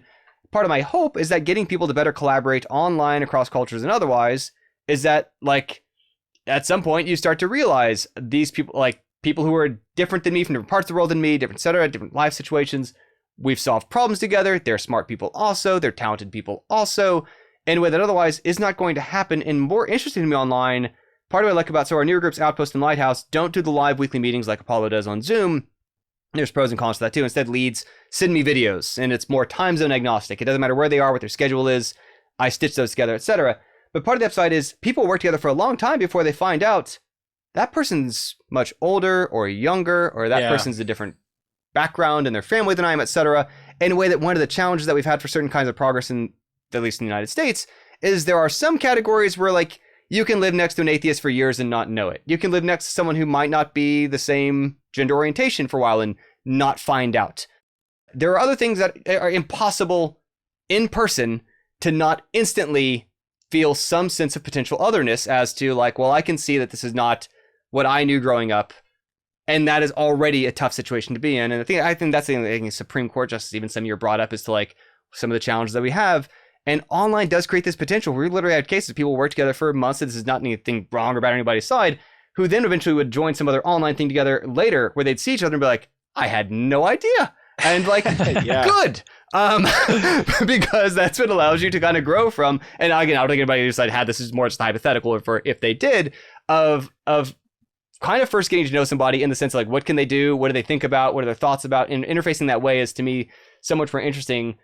Unless it kind of exists separate from, I don't know, any other axis of being thought about differently or whatever. And so that to me is some of the appeal of the digital that the in-person out of the pros and cons list has a hard time matching. Yeah, I can definitely see that, you know, and it's just, it forces you to interact and collaborate and solve problems without, like, free of any bias, you know. It's a fun way to do it. I mean, I was gonna say, I mean, obviously there's still obviously some people infer from all kinds of things, but yeah. It's so complicated. Like there's so much nuance and complexity to the situation, but it is a really cool thing, you know. And it's kind of funny because going back to the question that Taylor asked a while ago, 20 minutes ago or whatever it was, the one I was supposed to be answering when I was like, then the Supreme Court justice said the following. No, I think this is great because like you've built on all of these really cool ideas, and one of the things that I really take away from it is that I think that the more and more that accessibility becomes like ubiquitous for everybody, like, and that's going to, like, you know, I think you said this, I'm going to say it makes me a little bit of an optimist, I guess, but it's like, that is going to be a better thing in the long run, and not just accessibility of like, you know, utility like the internet, but accessibility to games itself. You were made the sports comparison, and that part of why esports is so great is because of the level of accessibility that it affords so many people, and it lowers down these barriers. And man, by not tapping into all of the people that wanted to have those sports mentalities and those sports experiences, you're missing out on like 80% of like the great ideas and the great contributions that they have available. And it sounds like it's the same exact thing when it comes to like remote work and just the internet in general. It's such a great thing in that way. And I think that the accessibility, like you were describing, is the best part about it, you know? Yeah. And a huge part of what I loved about Woodshop, and I use this example too, partly because like, okay, what percentage of people who took Woodshop go on and become carpenters? Most don't. Some might have, most don't. Not really the point. Besides the fact, kind of enrichment, kind of fun, something to do, something to, you know, build confidence, whatever. Also, like, for the rest of their life, if their door, like, sticks, they know how to use a jack plane. Like, they get these what I was just gonna basic say. practical Every skills. Every one of them will be homeowners. Well, no, and again, so same thing for very much. So everyone doing anything in game development, collaborative online, etc., is like, is it going to be useful to know how to do a little bit of programming? Probably. Useful to know use a little bit of Photoshop? Probably. And like, they can make pamphlets for the churches that they're with. They can do a little bit of service automation for like the business that they're with. They can do just these additional tools in their skill set to help their family, their communities, their local city, their other people. Like, handy to have someone around who knows how to operate a jack plane is in 2021. Good to have somebody who knows how to write some scripts and run them on a server. Great. We can probably find a use for that if someone around is comfortable with that. And this is an excuse to practice it separate from until it's needed for something more serious. Yeah, I bought a house in 2019, and I never took shop. I don't have any. Taylor, we didn't have it. We did when I was there. I was going to tell a story about a kid who did a backflip in shop class. Do you remember that? No, I didn't have shop when I was there. Yeah, that was an injury that happened. This kid did a backflip and slipped on sawdust and hit his head on one of like the, I don't know, big tools. Told you it's liability. Yeah. The only reason I ever went into the shop was to use the air compressors to clean out the computers. Okay, that works. But Ever since the great backflip incident, they wouldn't have shop class anymore. Honestly, that might have been the reason why it got shut down. Taylor's two years ahead of me in high school, so he could have had that experience right before I got in there. So, but yeah, I like it. It would have been so useful to me to have shop. I've had to learn like on the spot and probably waste a ton of money. And every time I try and do a project, I'm always not as happy as I feel like I should be. So yeah, I'm a little bit jealous. I'm always really surprised because I've done a lot of like construction for work. And whenever I'm learning something new, I'm just like, really? That's all that was? Why did I build this up in my head? Like you're just cutting it out and replacing it? You're just doing that? This is also what I like about game development for intro to programming. Granted, obviously there are enormously complicated, sophisticated ways people tackle things for big companies, but like for small scale game development, you got several people making the thing and it's not anybody's full-time thing or, you know, that kind of thing. It's so much more pragmatic for programming in a way you can't fool yourself as easily as you can for like I'm architecting, networking, rendering code, whatever. It's like the game needs when these two things contact each other to do a certain thing. It's like several lines of code and you're like, I know what's next. And like it really does start to feel like again, and I don't say this to demean carpentry again, I love it. But it's like, okay, you can nail boards together and like to make a house, you nail a ton of boards together. And like there's the same thing for like how do you build a game? You got like there's if statements, there's arithmetic, you got some variables, you're gonna need a ton of them. And like you can get a lot of mileage out of some pretty basic concepts before they kind of hit that limit of, okay, I gotta re-architect this now. But then I even like that it's a concrete case for like, I actually need to, because I have figured out that line between what I can get away with kind of like the simpler brute force and then okay, I can see how next time I can spare myself some pain. But even then it avoids that black box mystery of like, why does this work, to exactly all this is equating to is also not that complicated. No magic going on. Yeah. And another good house analogy is like, I had no idea before I owned a house, but like behind this drywall, it's really ugly. Like people do all kinds of horrendous stuff, but we just can't see it. Yeah. And since we can't see it, it's all good. My house is nice. It used to be these things where people would release their game source code and everyone's like, oh, this treasure trove of educational material. It's like, no. I had a blog entry long ago on Hobby Game Dev that actually brought together like 30 different public libraries that have been released for game shipped commercial code. And I was like, the only thing you're actually going to learn from any of these, from reading any of this, is to lower your standards. The only thing you're going to learn from any of this is like it all ships like spaghetti. It all looks like garbage. It's all a trade-off of time, cost, complexity for we can fit in 5 more features or do one and make the code pretty for its own sake. But like if it works, just don't sneeze over there and let's go to this other thing. And like that is how everything in the universe is duct taped together.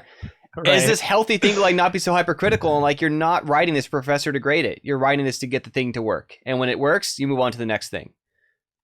It does make me even more scared to fly, though. If that's the case, there's things that there's some things that are handled a little bit more slapdash than others. And so I'm also reminded, I can't recall if I brought this area up 2.5 years. Again, I have to keep reminding myself, like, people didn't happen to go listen to that episode and then this one, so it'd probably fine if I repeat something. You're fine. But so there was we had one crossover class with our comp sci kids and our engineers who were required in the philosophy department on symbolic logic. And it's like, you know, these tautologies, it's the ways to rearrange ands and ors statements in programming Boolean logic to like, okay, I can make a simpler statement that's functionally equivalent.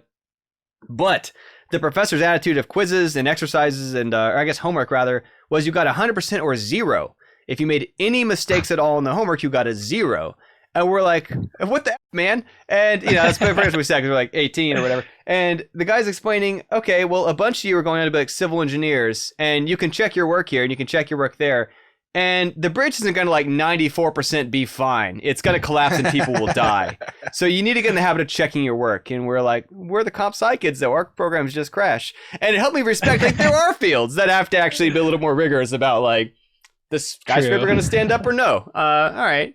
Good job, civics engineers. And that's why I avoid those fields. Honestly, yeah. It's like my friend who's a judge and would be like, he has to make very serious decisions and has to sleep enough because if he gets it wrong, someone like the wrong guy might spend his life in jail. And I'm like, fair. Yeah, that's a big one. I'm gonna keep making games. Yeah, me too. I'm gonna hang out. I'm good here. A lot of what we're talking about really keeps like dancing around this question, and I don't have a way to formulate it And so I'm going to just like word vomit, word spaghetti at you. We'll rearrange the magnets on the refrigerator after they're stuck. Yeah. Let's do it. But we keep making these comparisons like, you said earlier, it's like, carpentry, it's nailing 2 boards together. Building a house, nailing a bunch of boards together. The same thing could be said of game dev, but, I'm feeling like there are some people who want to get into game dev because they have this idea of like putting all the boards together and then standing back and looking at the house and like amazing. But then maybe they get involved with it and maybe they think that, like many people often do for many industries, like, well, I got it. The only way that it counts is if I'm in AAA or whatever, right? Where maybe you're only nailing those boards together and then they're sending the next ones down and you're nailing those boards together and they're sending the next one down. Like, I don't know where the question is here, but I'm like, I just kind of want your opinion on like, what? So are you alluding to what we talked about earlier about like, game dev as a whole, you have all these different aspects of it. You got your programming, you got your art creation, your sound creation, yes and no. I guess that's a way. And what the problem is that it constantly, because I've been reading a lot lately, circles around this 19th century German philosopher who wrote this book called The Communist Manifesto. It's so hot right now. I was trying to think of a way to talk about Marx without mentioning Marx, but this idea of finding, what's the word? Not joy.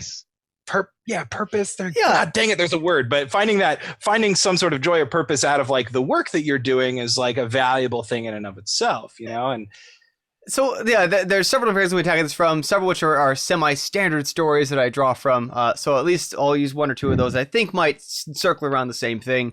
One is, so I came out of making games with small teams, making games alone in high school that were bad remakes of DOS games I liked just because it seemed fun to tinker on. And I didn't really get people who liked being on big specialized teams until some of my time in and out of AAA. We had this thing where they had rented out a local theater to show the demos to the rest of the teams because big companies throw money around. That's what they do. Yeah. And on the bus on the way over, they're talking to one of my guys, and he is a network multiplayer backend engineer that's spread across several teams doing like core tech to keep the servers from going down. And I was like, now there's a job I wouldn't want. But like, again, this is not a judgment of the person. It's like, I want to understand this person seems to tick differently than me, different priorities. What's going on here? And I love him. He's a very smart guy, nice guy, etc. I'm just talking like, what do you like about this? And his answer was like, well, in high school, he was part of theater. He loved being part of theater, but he didn't want to act. He didn't want to choose the play. He didn't want to direct it. He didn't want to play the music. He didn't want to worry about, did we do the wrong play? He didn't want to have a good night. Yeah. He was in all black suit, run on the stage between scenes and move the furniture they told him to, and then goes to sleep. I did my part and part of something bigger than myself and did my job. And same thing here of like, he doesn't care. Should we have done another game in this franchise? Not his problem to worry about. Should this power up have lasted longer? Who cares? He comes to work. They're like, we have a problem. The servers down more than they should. Can you make them down less than they do? And he's like, I certainly can. And then he does that and he goes to bed and he gets paid. And he's a part of like helping people do their best work and thrive in their environments and let somebody else enjoy the parts that they enjoy and gets paid well for it. And that's what he wants out of that part of his life. I've added this whole layer of complexity that I didn't even consider, which is that people are different than me. Exactly. Yeah, some of that's it. Well, the other part, and so the example I used to use in some old slide decks was separate from the house metaphor for no particular reason. So in boats, right, there's like aircraft carriers, and there's like Carnival cruise lines, and there's like a canoe I can build in my garage. And if I build a canoe in my garage, like that's my boat. I made that boat. Whose aircraft carrier is that? Like, there's probably a lead architect's name attached somehow from the institution of Lockheed Martin. Do they also make boats? I don't know. I'm really bad at, I should have done my research to use this example. But like, the point is like, obviously thousands and thousands and thousands of world-class, probably like the best welders in the world, the best electricians in the world, the best plumbers in the world, helped make this thing happen that is remarkably different and more impressive than my canoe, that there is no way it was going to happen the way my canoe does. And I'm sure all each of those people feel some ownership in like the incredibleness of like, we put that out to sea. We are why the Carnival Crew, like the biggest ship in the world that customers and consumers use, exists. Can't take that away from them. That's legitimate. And it's not just like, oh, you're just a whatever your specialization is. That's who they entrusted to do that part right for constructing this engine that moves this incredibly heavy thing. And it's just a very different line of what they want out of it. But in the same way, any given one of those people might not be able to make a canoe in the garage. And this is what also sort of like surprised me at the big company, is how many of those coworkers I had never made a game their own. Might not be able to if you asked them. I'm sure they could figure it out, fumble around enough, but never needed to. Whole career might never do it. And I've also known folks who for 40 years in industry, by the guy's own admission, has worked on 2 games that he had any creative say in whatsoever. And he's not mad about that, not unhappy about that. He's working like DuckTales for NES. That's pretty cool. Wasn't his idea to do DuckTales. He didn't come up with DuckTales. He didn't get to animate him. He didn't program. But he was more of a business person, a little bit behind the scenes, but helped make these things happen in a way that people enjoyed, reached a giant audience. People still recognize him for like Might and Magic involvement and like all these different things he's been a part of, helping make those happen. And that's satisfying in a different way than like, I mean, I made a like space shooter that was totally the way I wanted to, but it also wasn't NES DuckTales or like Might and Magic or like one of those other things of, you know, whole generations of gamers will talk about. And so some of this is kind of finding a place for where someone's comfort level or interest in those. And that is where, out of all the games I've worked on, again, it depends on who we're trying to impress or why or how, the time I spent in and out of a giant company being a tiny part with less ownership over enormous console franchises as a technical game designer, many people are more impressed by that than any number of games I've made alone that they've never heard of, or on small teams that they haven't played, because it couldn't have justified the incredible marketing weight and machinery to put it in front of them. Because to be fair, proportionally, and I think about this too a lot for the design of things, if you could force, because some people will be like, oh, the problem with my game is marketing, it's discoverability, it's visibility. If I could just get people to see it, like, don't kid yourself. If we could force everyone tomorrow to play that game, how many of them would ever play it again or talk about it again? And like, it's a humbling question, because usually the answer is like next to nobody who didn't know the person who did it. And that's, again, like, it's not like, oh, mine's just as good. It's not as what the aircraft carrier is. Your boat will lose to that aircraft carrier. And that's going to continue to be the case also. It's like someone might be like, oh, this is a better ride. Okay, fine. So 5 people can fit in there and have a great time. Nothing wrong with that, but it's just choices we make as creators of what's important to us and what we like about it, and different kind of ownership in it. Yeah, that's great. And that kind of ties into like what Taylor was hinting at earlier, is that we had this big conversation earlier about, you know, where has our game devs quest taken us personally? And, you know, for me, like there was a big emphasis for Taylor and I when we were starting. It's like, all right, we're making games, we're doing all, I was learning to code, which, you know, I was really struggling with, and I hit this place with coding where it became a struggle, it became a slog. I couldn't learn fast enough, and it kind of scared me away from game dev for a little bit. And I've really rekindled my passion for it, because all of a sudden I've realized that there's like these whole other facets that I could pursue or look into or be involved with that's still game dev related, game dev adjacent. Like, for example, like this is so silly that I've been involved in this community for like 4 years now. And like only this year, because of COVID, did I learn like the term narrative designer, like, you know, and only after your podcast episode with Chell Wong did I realize like there's this whole like sort of indie universe of audio designers and composers and stuff. And I don't know like why that never clicked with me or anything like that, but all of a sudden there's this whole new world that I can look at and approach and realize like, oh, there are concrete steps I could take to develop my game dev in this realm, you know? Right. Well, I mean, I was going to say, and so I think there's both, I mean, so part of what I love about HomeTeam, before the college clubs that started, it's precisely that it's a chance to plug people together who have different priorities, different interests. Someone can be mainly involved visually, someone mainly in audio, someone mainly not only in programming, different slices of programming. Someone really cares about rendering, someone really cares about level design, tool design, etc. And to let them thrive together where they each can better carry their own piece.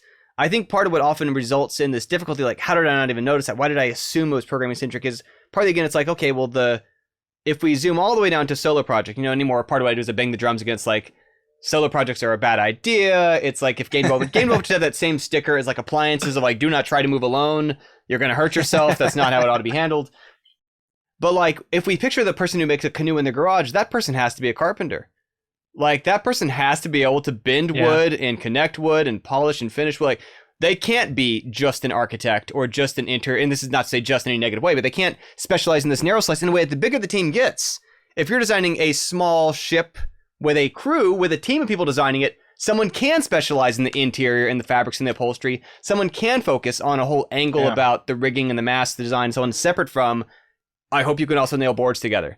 And that is where if someone's soloing it, quite often, if not code, some other means of implementation, game maker, etc., some sort of other, even visual scripting, nothing wrong with any of those, but they have to, one person, if that's all they can do, can make a game.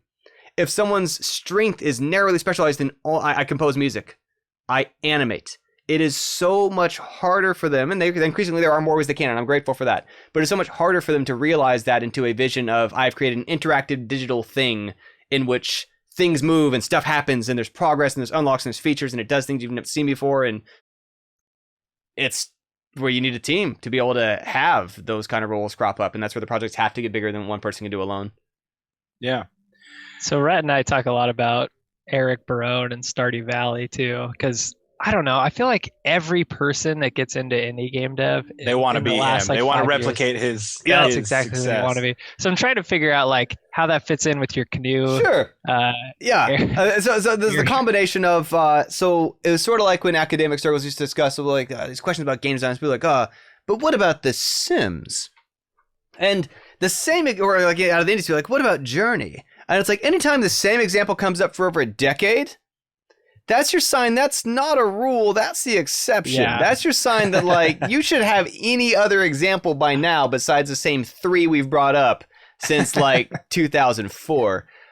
So that's part of it, and those will happen. It's also the odds game. It's like I said earlier, like how if you ask a lottery winner to do afterwards, like, well, I wake up, I eat my eggs.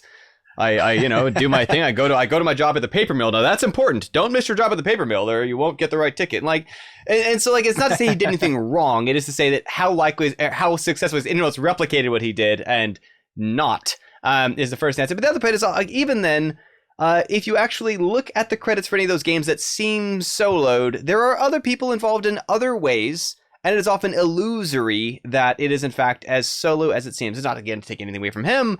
But there's other people involved in marketing of things, distribution of things, messaging of things. Sometimes they'll hire contractors for helping out with bits and pieces in a way that there's still obviously an arterial vision. And again, it's not to take anything away from that either, but it is not usually as solo as it looks. And there's people porting to different platforms. And if there's not a bunch of other people doing it, it's a bit like even with music where, we kind of we know the lead singer of the band for that's the one who does the interviews, and that's the name, and that's the face on the band. The other band matters too. But also, if you're just a band and all you do is play music, no one's heard of you. You don't exist to the world outside of you.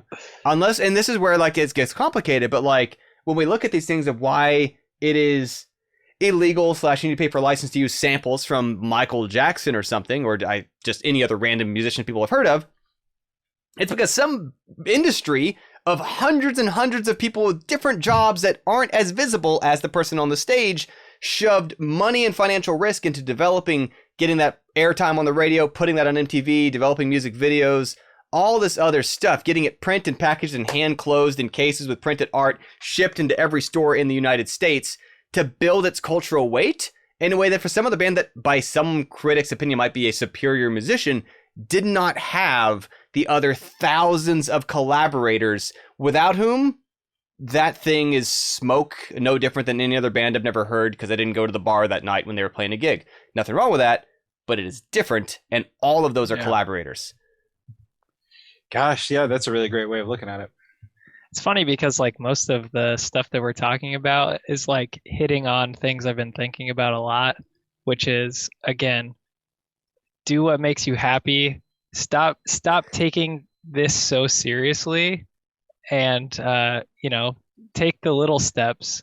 The last time we talked, you were mentioning that a lot of the people in your club, they probably don't even work on game dev every day. They might do a few hours a week. Yeah. And for somebody that's starting out, I feel like everybody's super gung ho about it. They want to do 40 hours or 20 hours on top of their job How already. Soon can I quit my job to throw 100 hours a week at the no, don't do that. It just doesn't make any sense, you know. So Well, it's a minor thing I only mentioned because what has changed. So we avoid the word club now as part of our rebranding of HomeTeam Game Dev out of what used to be Game Keto Club. And obviously we dropped the game keto because no one can spell it, say it. And that was a problem. But the club part turns out, and we had this weird survivorship bias thing of it. Asked people in the group, like, what do you infer from that? And they infer what they needed to. That's why they were there. To other people, club sounded like one or two things. It sounded like a free college group, in which case, why on earth did you charge for that? And they don't see that, like, there's a whole bunch of professional services and materials, etc. Or people who hear, like, country club and, like, well, that's probably way out of my budget. No way I can afford that. I don't need to be in a bunch of elite douchebags dressed in that way or whatever. And we're neither of those. And so we've kind of like, well, we either use group or community, or more often where I can, I just actually use the word home team for stronger branding. Look at our business growing up. So instead of club games, it's home team games. Club members, it's home team members.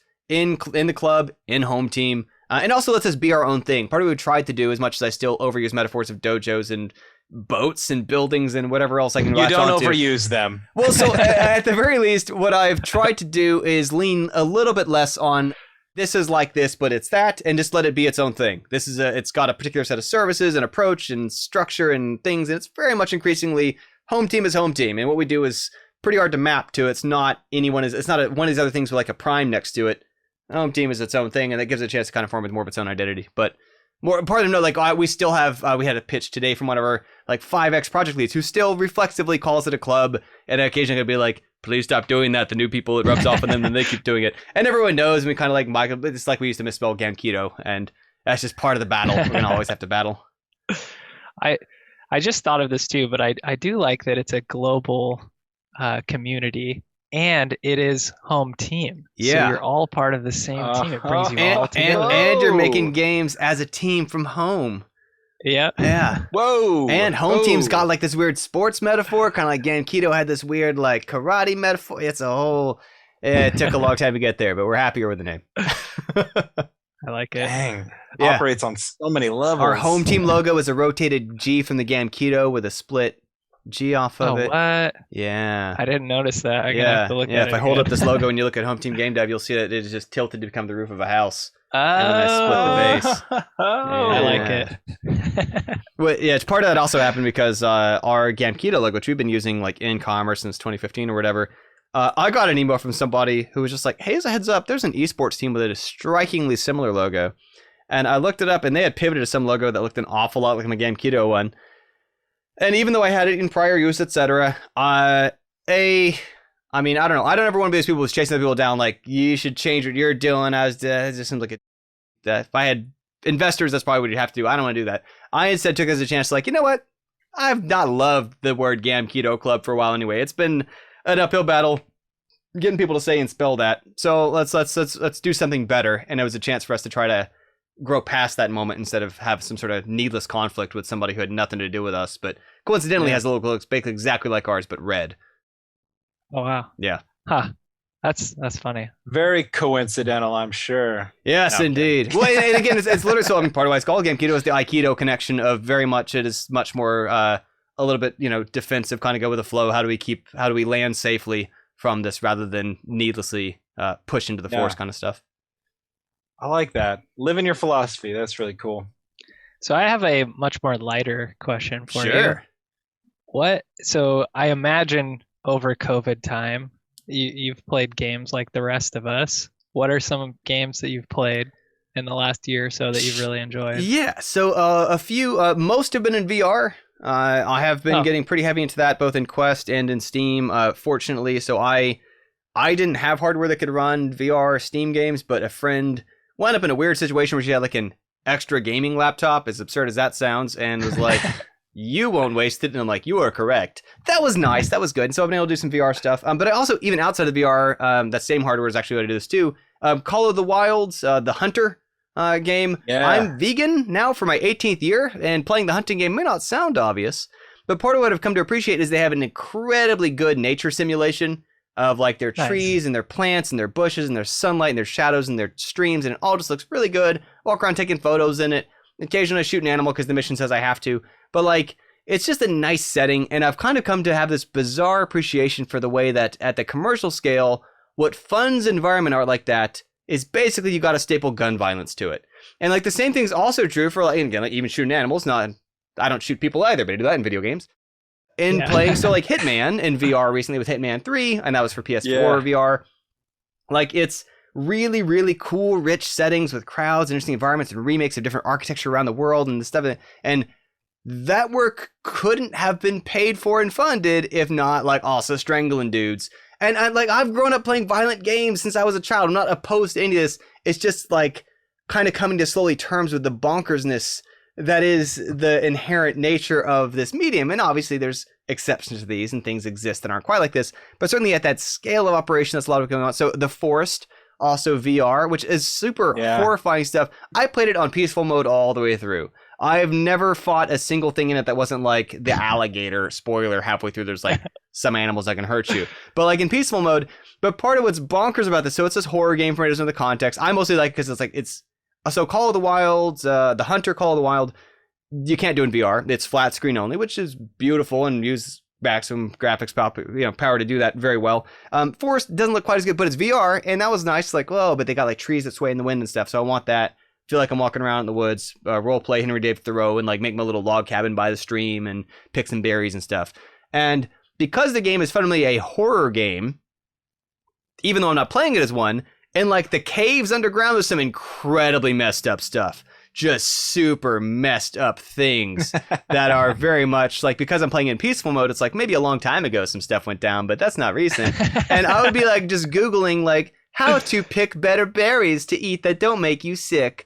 And the articles would be like, okay, first of all, make sure you dismember all of your enemy's limbs and then burn the flesh off them so that you can attach the bone to the skull to beat the other ones to death. And I'm just like, are you guys okay? And it was like, and then you can put the bodies, if you put a bunch of the burning bodies on a sled, you can drag the burning bodies back to your base to create a wall. And I'm just like, you gotta, but again, like this weird fascination I have of like, if not for that, they would not have been able to have paid artists to make these pretty trees that sway in the wind, and the sun has this nice fog through the trees when it comes up the coastal ridge, and the water wave effects. And I don't know, I've just got this kind of baffling interest now in the nature of the machine that is games as industry, in the funding of really, really high caliber art, to the extent of like, not going to happen voluntarily for people. It's like in my free time, which obviously I love free time projects, and HomeTeam exists around those. But those are ultimately still going to be at a certain scale at which it is like, you know, doing art that you can tell that that's a helicopter, move on. You can tell that that's a chair, move on. You can tell that that's a tree, next thing. And for that level of polish, how much it does kind of need to get connected to action in a way of, I don't know. It's interesting to me as a person who not quite what I'm there for anymore in the games. I like the settings. I like the environments. Yeah. I'm with you, and I'm actually vegan too. So when I like in the last, I went vegan maybe like 2016, 2017, something like that. And in the last few years, I have like looked at games in a different way. And even like playing Stardew when I'm fishing, I'm like, this is super fun, but I'm also like killing fish who probably, I don't know. But that being said, something that I am interested in is how can you kind of use that space. Like I'd like to make a game that is has some sort of like vegan message, but also doesn't like turn tons of people away. Yep. And so there's a weird balance. Just like you're saying, you got like, you're killing lots of people. You're not actually killing people. Yeah. And at the end of the day, it's like, I mean, when I was a little kid, like hiding how violent my games were from my parents, quite frankly, like probably 11 or 12, like Command & Conquer and Doom, and not like Manhunt or whatever that were violent for its own sake, but games that certainly had plenty of blood in them and exploding gore stuff and gibs and what have you. And I don't know, but to me it was always like a mixture of, those games are basically not only like no more violent than from an interaction standpoint, than toy guns, Nerf guns, water guns, paintball fight, etc. In many ways, they're less violent than like actually playing any sport or paintball where you might actually get injured. It's an abstraction for playing laser tag with each other in essence. And then everything beyond that is some sort of spectacle for just like sparks that flew out in GoldenEye 64. If a head explodes, it's basically ringing a bell like, you got a headshot point, you did that. And it's a different type of machine in the same way as pinball is giving you flashing lights and sounds for, you did what you're supposed to do. And, you know, I don't think people doing that are actually like, aha, yes, murder, finally, this is what I truly desired. It's the playful fiction. Now, the other part, and I do wonder how much of it is from a certain type of game, certainly disproportionately often come from the United States. Historically, right?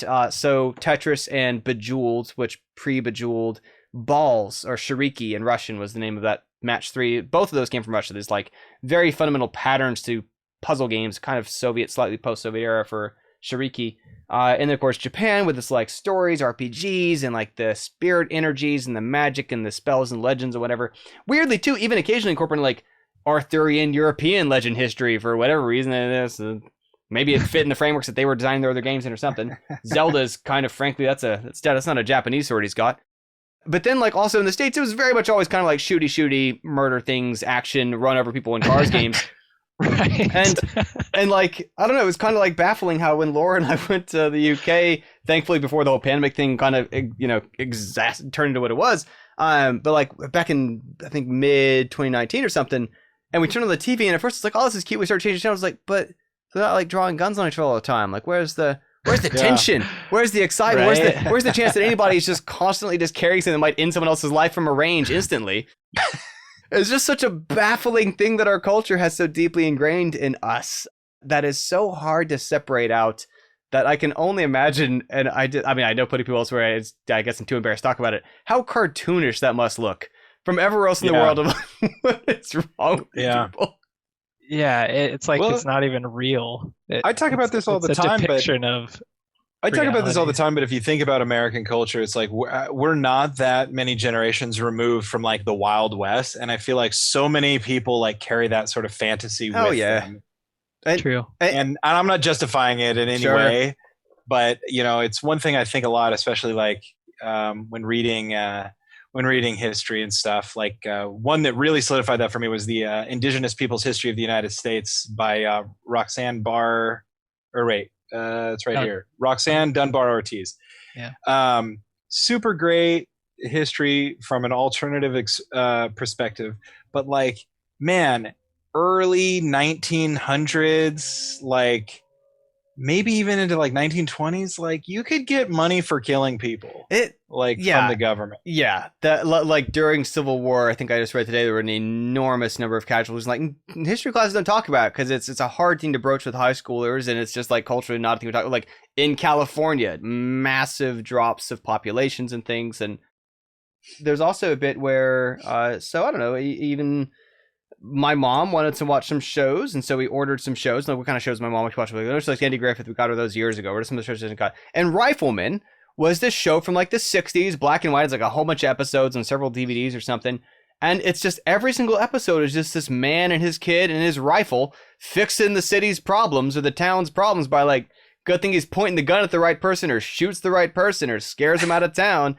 And just like this mythos of like, that's how things get solved. Now, the other side to this, and this is where geographically, I think also, and this is where traveling overseas helped me appreciate that in what essentially was traversing the area that is California, my wife and I saw like a dozen completely different cities in most of the United Kingdom's geography. Obviously, we didn't hit everywhere, but we got a pretty good slice from a 1,000-mile loop. You can't do that in the US. We're very distributed. And so this is where I'm at the very least willing to acknowledge some complexity of things are different here in Los Angeles or in Chicago or New York City, etc. Then I've got friends who might live several hours from like the nearest police response, and they have different sets of concerns than somebody else who lives in a city about what ifs. So I don't know. It's something where it's obviously I don't like it. It makes me uneasy, but I'm willing to at least acknowledge there's some gray area complexity that has contributed to our cultures. Maybe connection to that in a way of more dense regions of the world maybe haven't had some of the same, I don't know, or have mostly found some other way to deal with that situation than we have, which includes, not the least of which, it's less likely to be in the other people's hands, obviously, is a non-trivial thing, and we're in this classic, you can't put that toothpaste back in the tube very easily scenario.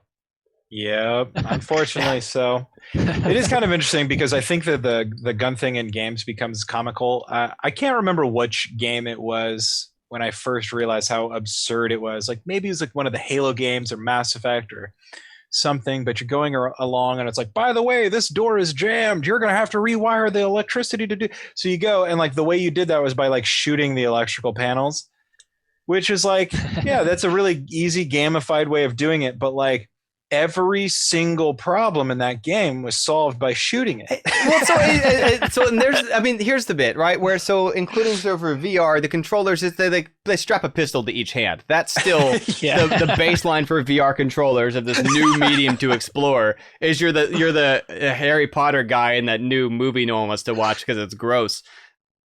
Of like, well, how am I going to solve my problems? Probably by like pulling the trigger at stuff in front of me is how you fix things.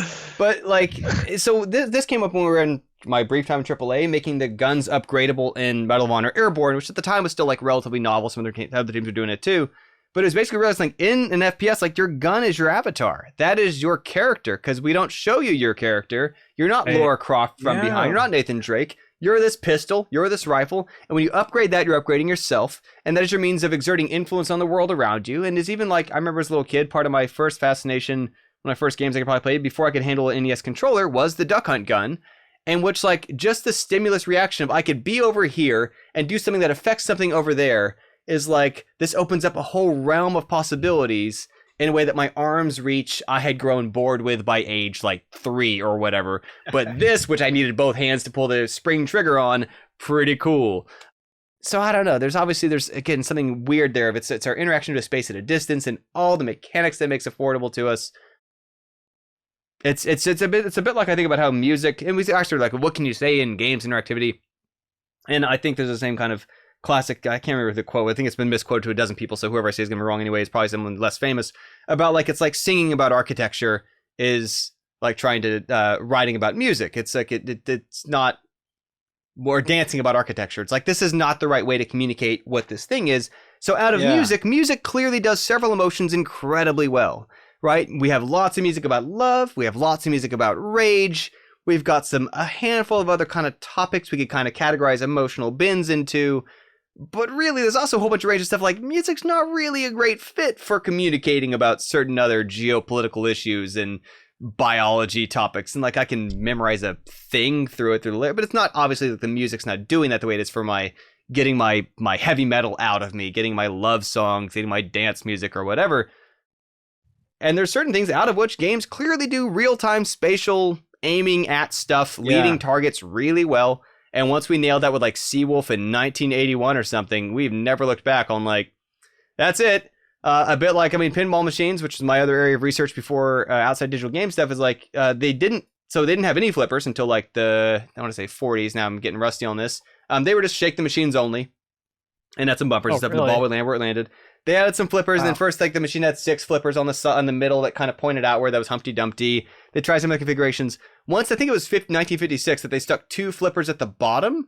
Like, that was so obviously the answer for everything. They had to start shipping out kits to retrofit other machines to have 2 flippers at the bottom, because if it didn't, no one's playing that machine. And again, pinball never looked back. They're like, what if we put a flipper over here? Okay, for one machine, get away with that, but we're watching you.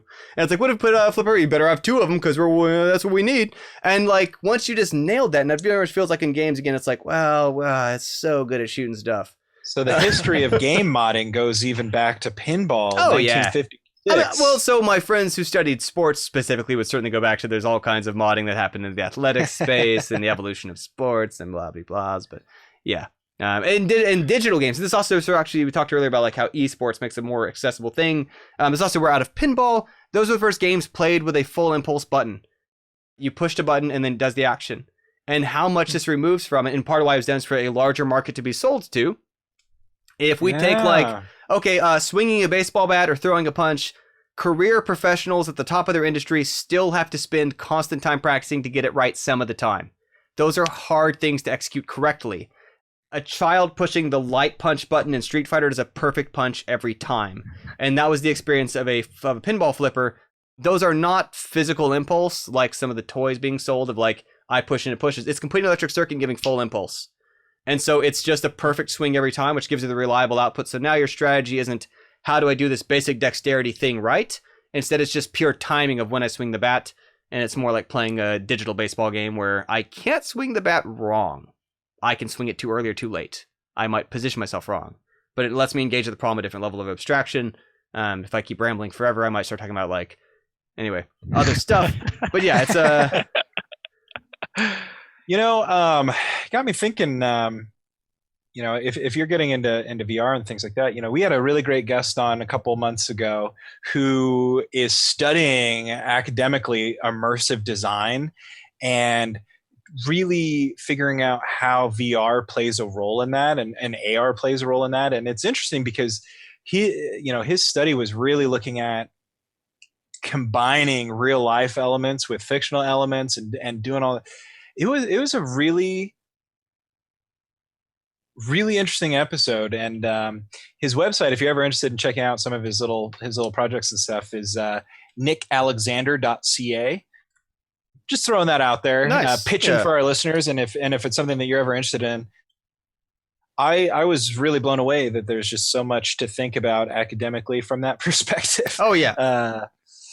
And it's something that obviously when you start learning the right questions to ask, obviously, there's so much to study there. But from the outside, I'm like, yes, VR is a toy, and I love it. I love this toy. Well, and part of the thing about VR, especially within academia, is they've had a several decade head start of a mixture of the equipment wasn't as good and it was way more expensive. But so Blair McIntyre is one of the professors I worked with at Georgia Tech, and he's been in VR since 93 or earlier or something. And I've got, peers who came from VR academia, went to design VR systems for Disney's theme parks in 20 plus years ago. Wasn't home consumer grade, and obviously lots of new questions and affordability, and more students have access to test it and find things out in sideload, and that's awesome. But it's also been neat how much history they had in these questions. And I mean, I'm listening to, I think it was literally, so it might have actually been Technopoly, this Neil Postman thing from 1992, in which he has a section about in virtual reality, the sense of immersion is greater because it's more like when you turn your head, you're there. And it was at the time of, I think you paid $30 for 5 minutes at Worlds of Fun or Six Flags to stand in this barrel and pretend there's pterodactyls around you or something. But yeah, it's baffling, that space and how long it's been explored. And now I will say, so the counterpoint and some of my fears around this is when you're new to VR and you're oh man, I can catch up on the library of stuff, and there's these pretty massive, impressive things from 5 or 6 years ago, and you're all right, and then what did they do? Yeah. And that was the big question that Nick was, and that was the big question that Nick was really talking about, is what is the frontier of VR in a way, because it's really kind of reached its peak as a toy. As for video games, it's really a toy, so there's other ways that you can really incorporate it into other things. And I kind of personally believe that gaming will always find a new way to exploit the technology and things like that. So I'm not worried about that, but it has been stagnant since the HTC Vive came out, and we got the one-to-one tracking and all that was there's a handful of good exceptions, but it's the handful, and it's part of, I think, the discouraging thing is how many people have been ramming this problem independently in game jams as students, people now with $300 hardware. It's not for lack of trying. It's not because no one's experimented. It's not, and even if it's someone should try blank, I can guarantee you hundreds you haven't even heard of, because how unsuccessful their attempt, at least, at what you just thought was. The other side to that, though, is that the like you say, applications outside of games. I mean, first of all, games have driven graphics cards and all kinds of other fascinating optimizations. So occasionally, turns out, especially in the US, people will throw money around for entertainment. So we'll see. It might also just be a higher end, smaller market. I've had a few people kind of guesstimate it might land more like Dolby surround sound. Most people don't have it. Most of us know someone who does. We go over to their house for the thing. That might be closer to the space than one in every pocket, the way a smartphone has gotten, at least tried to get. Yeah. Or the other space is, like you say, in non-game applications. And so that's where I think people often, they'll focus on games as industry for consumers and look at that history and look like, okay, Asteroids, 1979, you got these white lines on a black screen, and it's a vector display. At the same time, they were filled polygons for flight simulators. They weren't consumer grade, they weren't to sell to people, but they solved rotating models in 3D space because the alternative was risking a $15 million jet airplane. And when you're servicing an industry that has an enormous different challenge to solve, and so in VR, I mean, another space people are using this stuff is in architectural renderings. Yeah. And if the audience that I'm selling this to is 8 people in a boardroom, but they're making a decision to spend $900 million or not on a new skyscraper, that software paid for its costs. And it's a very different use case than everybody wants to cut the fruit. It's just a different business model, a different structure, a different thing to deliver. But and then, it's kind of interesting too. He outlines one of the problems that he sees.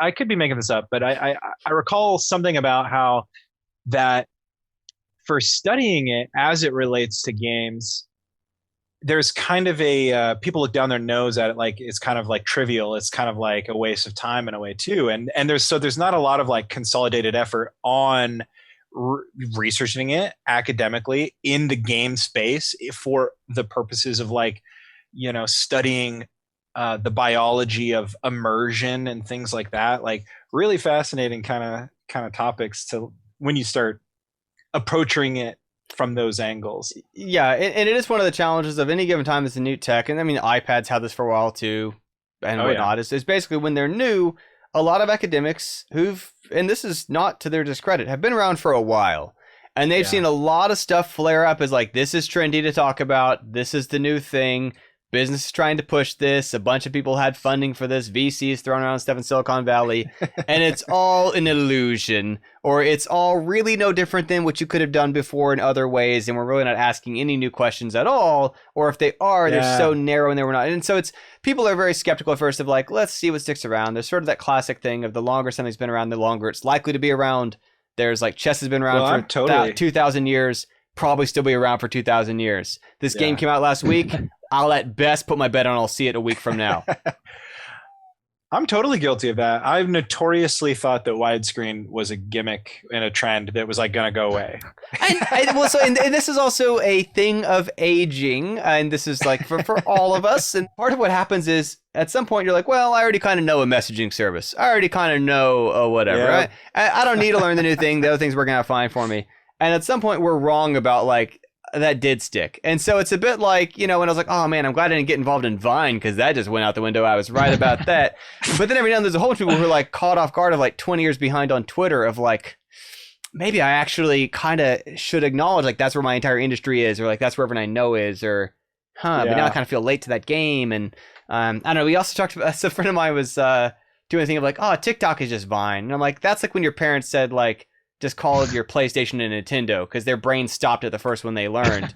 To another generation of people, it's an incredibly different thing. And it's, if you care to communicate with that audience, worth figuring out like, and I haven't, but it's worth figuring out the distinctions and that there's some subtlety there of a reason why these are not actually the same. And one word will not suffice to capture them both.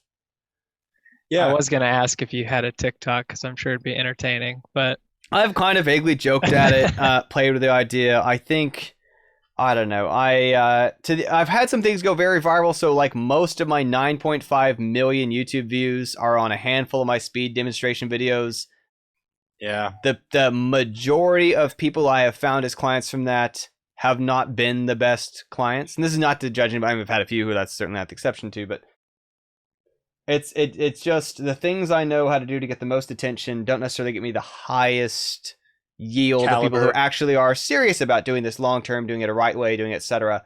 And so I don't know, if nothing else, I've kind of trying to balance the two of occasionally not being ashamed to make a fool of myself if it like stir up some attention because the numbers help validate for people, but really at the end of the day I'd far rather have a high impact on like 40 people or 100 people or 200 people or whatever than lower impact on a much larger number. And this is also, I think, was another topic of another newsletter I just wrote recently. Was basically the thing of, I guess we'll go into the whole little micro story if we can.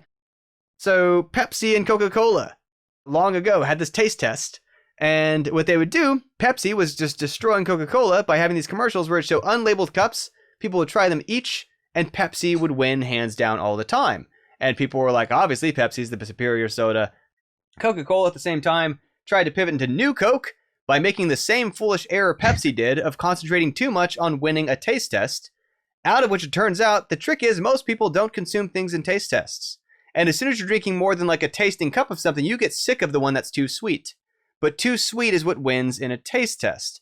And so part of what almost depth charged a whole bunch of, depth charge almost investing in game industry was when we started trying to design our games that way for like Zynga and those kind of businesses in the social game space, where because they had the always online connectivity, they could constantly get metrics of what people did. They constantly make tweaks and test every single day, A, B, what's going to people do or not. They would steer them towards the thing that gets them to play longer or look at it more, and they would reach just these astronomical numbers of people a day. You ask anyone I've talked to who've played those games, Do you think fondly on that time? Do you have good memories of that time? Are you glad you spent your time that way?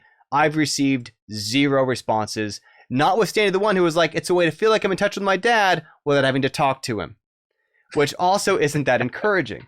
And so I'm very much guarded about the, like, if the argument is I can reach a bigger audience doing this, I'm like, but are you reaching them? What are you reaching them with? And so I very much have become a little sort of, despite, basically when I do a YouTube video and it gets more views, I get a little suspicious about, like, what did I screw up this time? Yeah. A little bit of that kind of thing. Yeah, most of those videos that they provide or like offer me as suggestions, they don't look appealing to me. Oh no! Well, that's the whole thing with the YouTube algorithm anyway, and that's why you have things like ElsaGate, if you're familiar with that whole phenomenon, which is like it's where like kids YouTube goes down this like exceedingly darker path until you're watching like strange adults dressed up as kids characters performing like really uncomfortable scenes. Like, like Spider-Man is injecting Elsa with like a giant syringe of like web fluid or like green ooze or like, it's weird. But my favorite example, because of course we mentioned like Taylor's also vegan. So part of what happens on these algorithms, right, is they're optimizing for what's going to get people to share it the most and get them most engaged and outraged and attached. And so you'll be like, I would like to do something more interesting with lentils and vegetables. I'm going to look up an Indian food recipe. And then it's like, would you like to learn more about vegetarian cooking? And it's like, sure. And that video is like, well, what about vegan cooking? And then the next video is like, what about animal rights? That's important. Let's talk about animal rights for an hour now. And the next one's like, should be breaking monkeys out of labs? And the person's like, maybe. And the next is like, how to start a local eco-terrorism unit. And like in the span of like 4 hours, a person who was like, I just wanted lentils. Like I wanted some lentils. And it's just like, here's how to crack locks electronically using apps on your phone from the black market. And it's just...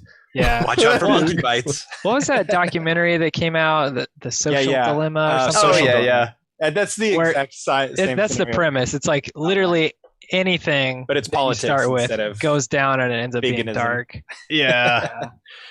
Which honestly, I feel like is sort of how the internet is. And well, that's how we're here, right? We're talking about Chris having a TikTok, and he outlined how bad Zynga games are for us. That's right. And that's the story of how bad social media is for us in a way. It has its purposes, it has its like function, and it works really well. But and again, basically, it's like, well, at some point.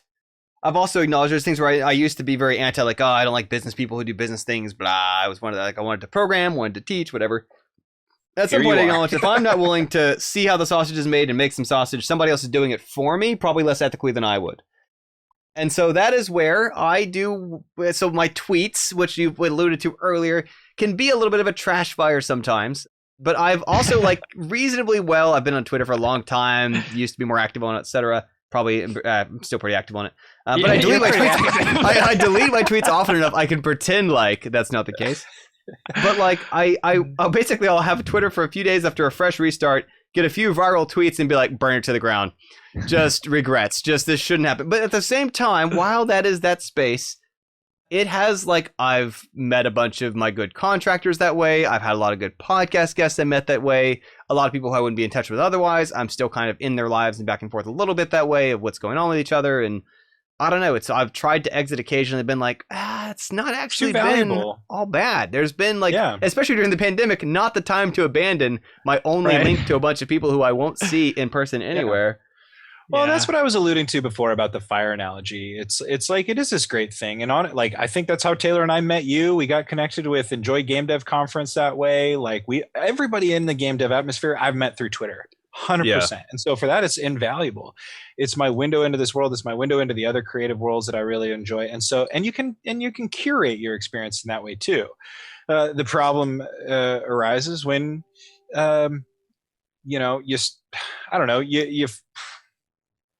certain voices are louder than others, and those loud voices often get rewarded for being the loud voice, for being the angry voice. And that's what sometimes throws off your experience, I think.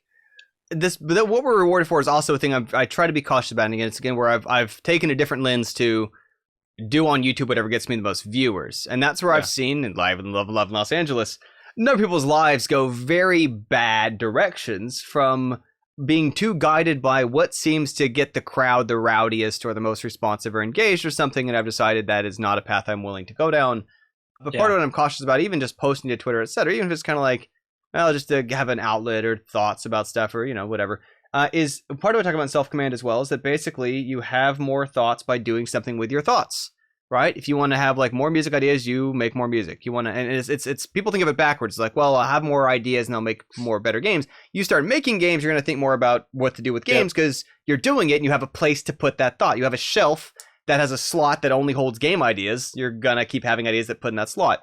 And when we are hanging out on Twitter, or I mean, heck, you're hanging out on Instagram, you're thinking of things in terms of like, would I photograph this and put this on Instagram in a way that if you're not on that network is not a question your brain is giving any time of day to. And it is a case where occasionally I've caught myself, I'll post a reply on someone's Facebook message, and the way I would word something on Twitter, that does not translate well. These are distinct spaces. So I don't know. It's like I say, some balance to be walked, some line to be found, but it is also where just as much as I used to experiment on the blog or in the podcast or in videos, and I still do occasionally, I'll float some ideas in a tweet, see if some people resonate with it, see if some people help counteract it, see if whatever, and there's a space in which the ability to do that is pretty rad. Not all the negative thing, just becomes a matter of carefulness about like how much am I shaping myself to what this is versus can I use this for what it is, and that kind of thing. Yeah. Can you exploit it rather than be exploited?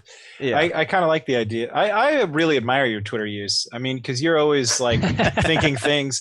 You're thinking about things laterally and coming at them from other angles, but you're not afraid to delete your tweets like you talk about, and you're not afraid to shut off replies, which I really admire. Yeah. Well, and those two things are related. It is literally a wanting to be considerate of others, because when I didn't shut off replies to messages, people would reply to stuff and behind I'm trying to have a dialogue, and I would just cut the head off of it overnight and just leave them in these dangling tweets of a conversation that people have no context on. And so it's an avoiding rudeness of not wanting to like slam the door and make conversation. Like this is not a permanent space. If there's a thought I shared here I think is worth saving, I have stuck it somewhere else. I have put in a YouTube video. I've written a book around it. I've released a game I've done something with it that its permanent home was not Twitter. This is not what this platform should be for, to me. I will say I could afford to adopt your philosophy on Twitter. So like a couple months back I don't even remember how it started, but there was this long thread of Mr. Bean stuff that we were all commenting on, and that was like one of my favorite experiences on Twitter. So I haven't thought about Kmart in years. I hadn't thought about Mr. Bean in years. So I couldn't help it. Right. That one of those GIFs you posted of Kmart, I was like, that is our local old Kmart. So I was like trying to find pictures of our Kmart from back in the day. For anybody who's missing context because you didn't happen to look at my Twitter that day of the trash fire, though I'll share this other days too. So Internet Archive, which of course is also like the Internet Wayback Machine, and they archive a ton of old DOS games and incredible Jason Scott's kind of pet project / life mission.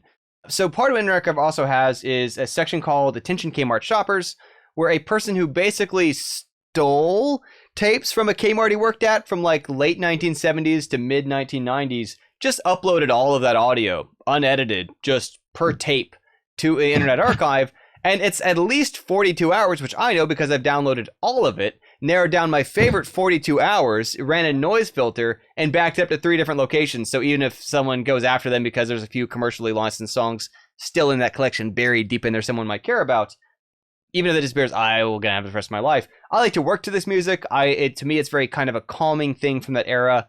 I've got this fascination around it's authentically got the ads and stuff all intact. It's got the fake security callouts. So, and you still hear this now. Once you know that this is in Kmart tapes from like the 70s, you catch them doing this in CVS in 2021. They'll just have between songs like security, aisle 3B. And it's just there to scare people. Like they don't have security. They don't care if you steal a pack. Like, get real. Like this is it's a drugstore. But like, so in the case of the Kmart, they've got those. They've got these weird kind of anachronistic Martha Stewart shout outs from her product line. And the other thing I love about them too is just how much of that music did not stand the test of time and no one has ever heard or spoken about again. Yeah. And the stuff that we think about is like, that's 80s music because we still listen to it. That's not. That's still alive. That still has newer associations. You still heard that in high school. You still heard that in college. You still heard that throughout your life. The stuff that only got played in 1990, that's how 1990 actually sounded. And when you hear that stuff, like, That's it. That doesn't blur the memory to me to any other hook I have besides being in Kmart, walking behind my mom's shopping cart. Like, that's it. Yeah. What's kind of funny is like I was listening through one of the tapes that was on there when you posted that, and I couldn't help but kind of hear the similarity of like how a lot of like royalty free music is used these days. Like when you're a content creator and you hop on, I can't even remember the one that I use, but it's like you hop online and you start going through stuff just for background. And you're like, that the modern like royalty free like Muzak or whatever is like the equivalent of like the 1973 Kmart reel. It's all meant to just be like, it's meant to be not taxing on the brain, easy to listen to just shove right into the back so you can buy your toothpaste or whatever. And yeah, that's part of what I think makes it good background music. It's designed to be background music. It's part of why game music often works well for background music. It's designed to not be the only thing in your attention.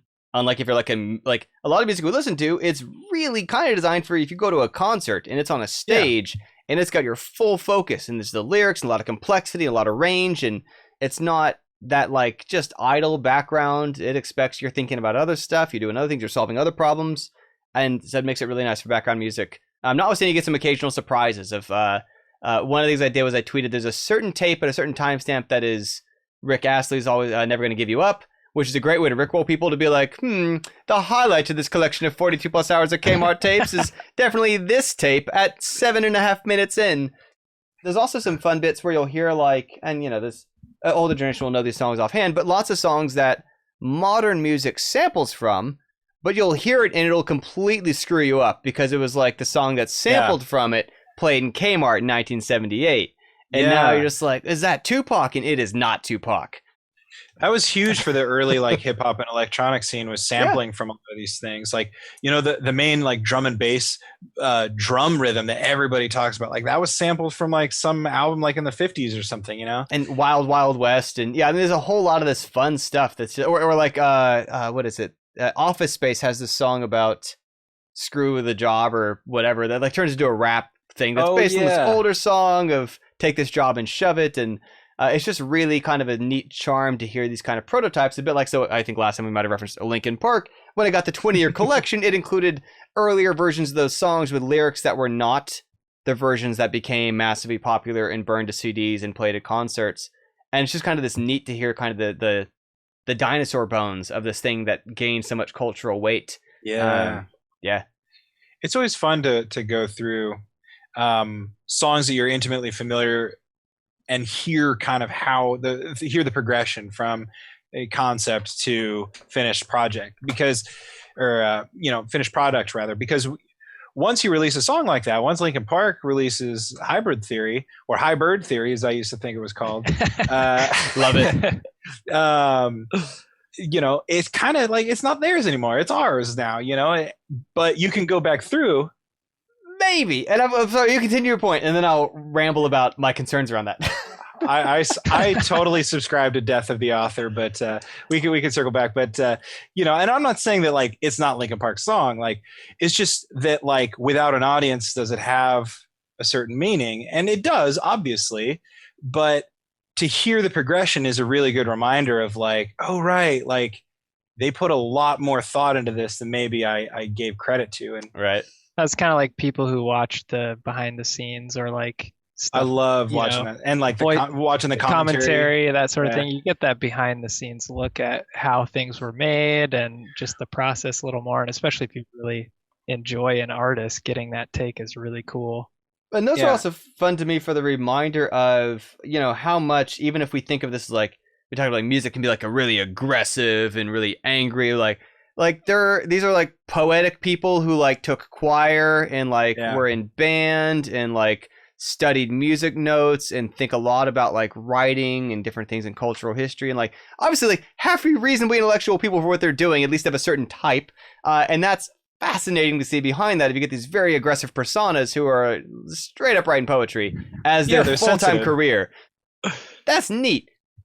Yeah, and then also the side to, it's like when you meet a famous author or even a comedian and your reflexes assume like this person's going to be interesting. It's like, no, they're interesting after they pour hundreds of hours into coming up with a paragraph worth reading. Yeah. Otherwise, they're just people like everybody else. They got nothing. any more than you or I or anybody. It's just like, nah, it's just, But I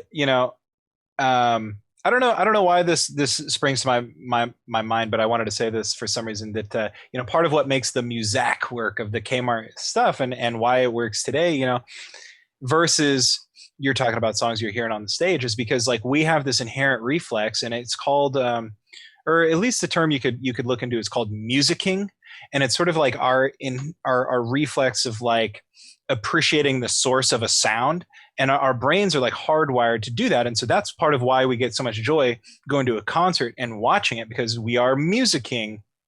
We are like, we can see the guitar, we can hear the guitar riff, we can see where it's coming from, we can see the drums, we can hear that sound through the mix. But like muzak, it doesn't necessarily, it's not interesting enough to like trigger that reflex. Yeah, it doesn't trigger that biological reflex for us to be like, what is happening there? Because it's so just like, nice and easy and designed to be pacifying. It makes us into buying consumer sheep, and that's part of it makes it exciting.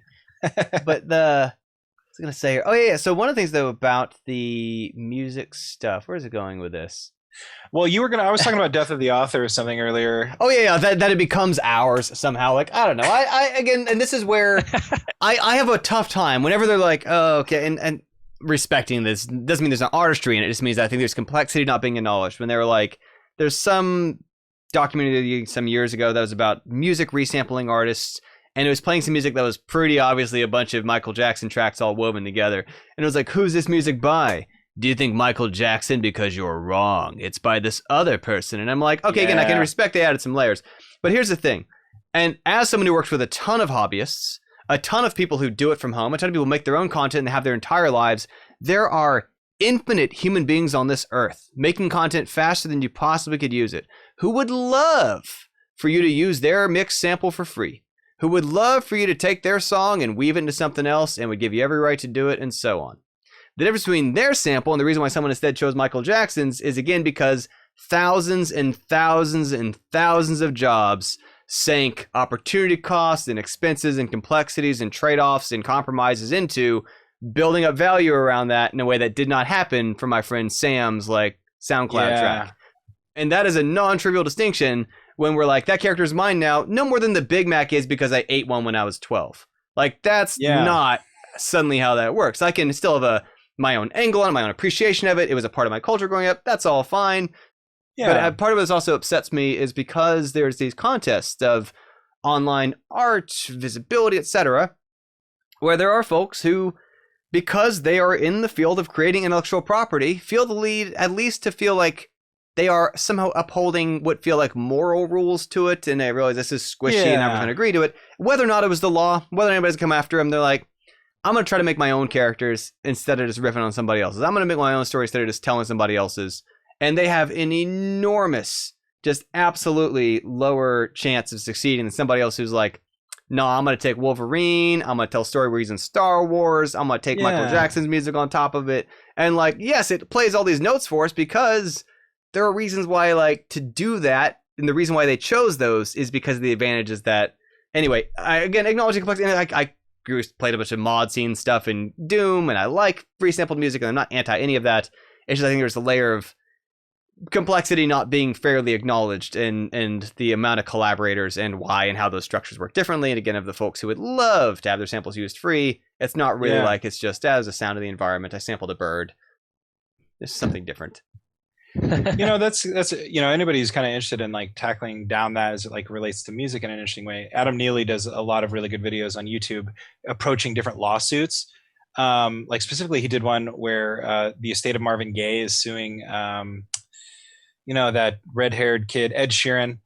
And then there's one with like Katy Perry, and it's just so crazy to see like the corporate machine like churn through these lawsuits over like the most weird, frivolous ideas. Like they're like, well, this note progression is owned by the Marvin Gaye estate, and and certainly this is not what I'm in favor of. Again, there's this distinction between moral rights and like the legal bean counters fighting over technicalities of.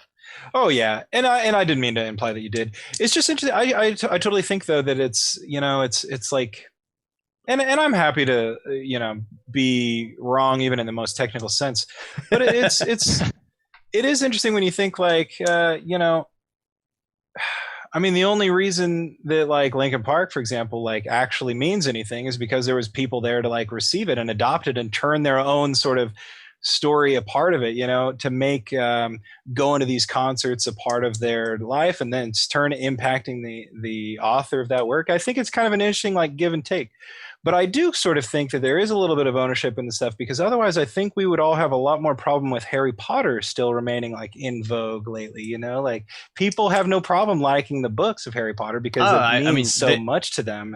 They do. There are a lot of. I have some Harry Potter fans or former Harry Potter fans who are very conflicted around the difficulties of now feeling as if they are in any way endorsing what they consider disagreeable, problematic views of the author. Yeah. That might be inseparable, even if it's at a situation where that person's not making money from it anymore, or that person's got so much money that they're not going to see a drop in the bucket difference regardless. Yeah, it's interesting, and I have no dog in the fight of Harry Potter. I've actually never read the books and don't care about the series in general. But but seeing the dialogue unfold on Twitter is interesting because, and there are the two camps, obviously, but especially like around a lot of like the turf comments and things like that. Like I see a lot of trans people going on and being like, "Don't worry, guys. Like you have permission to like Harry Potter still because I like it still." Yeah, it's certainly in any case, even if we do the death of the author thing, it doesn't mean that. So the person, she's not problematic. The receiver, it might be as much an authority as the author, but not towards any other receiver. They can only speak for themselves, no more than the author can speak for anybody else. They can say, it's okay with me, does not mean it's okay with anybody else. It is ultimately... Yeah, that's a really great point. Yeah. It is an anarchy, which again is fine, but it is a distinction. And and we see these things happen all the time too. If like, so there's games that I won't play because they brag about their crunch. They take pride in their crunch, etc.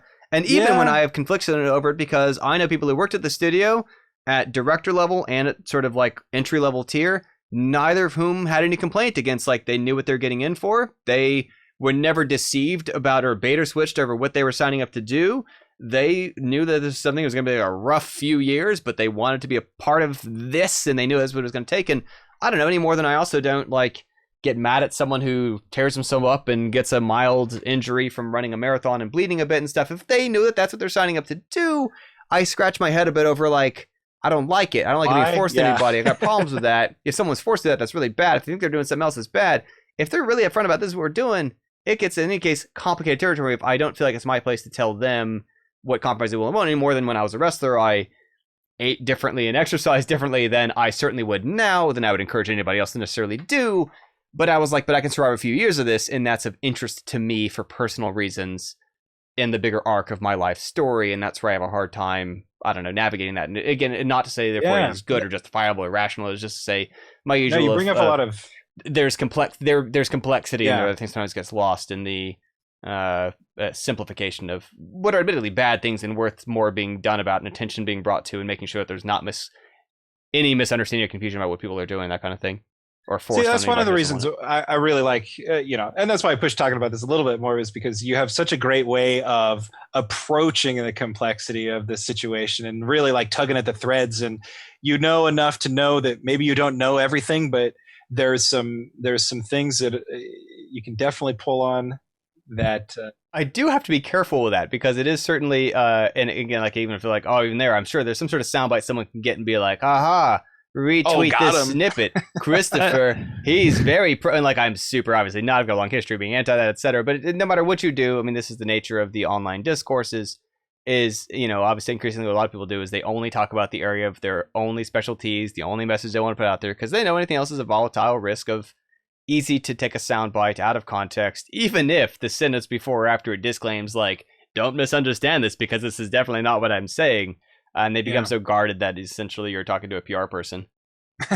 But that's not a life I choose to lead. So well, plus you got enough content out there that if somebody puts out a soundbite, 100 people will rise up and be like, but here's hundreds of hours of him. One would hope, but who knows? That's one of my friends always, I tried to do a little bit of stand up here years ago, and one of my friends, and cancel culture is in full swing. He's like, well, I guess now I can't be a successful stand-up comic because I would get canceled. I was like, dude, first you gotta be like having these, like there's so many steps you gotta reach first. The reason I'm not better than the Rolling Stones is because of the music industry has like, I don't know. Is that really it? Is that the reason? Are you sure? Yeah. Is there some other reason?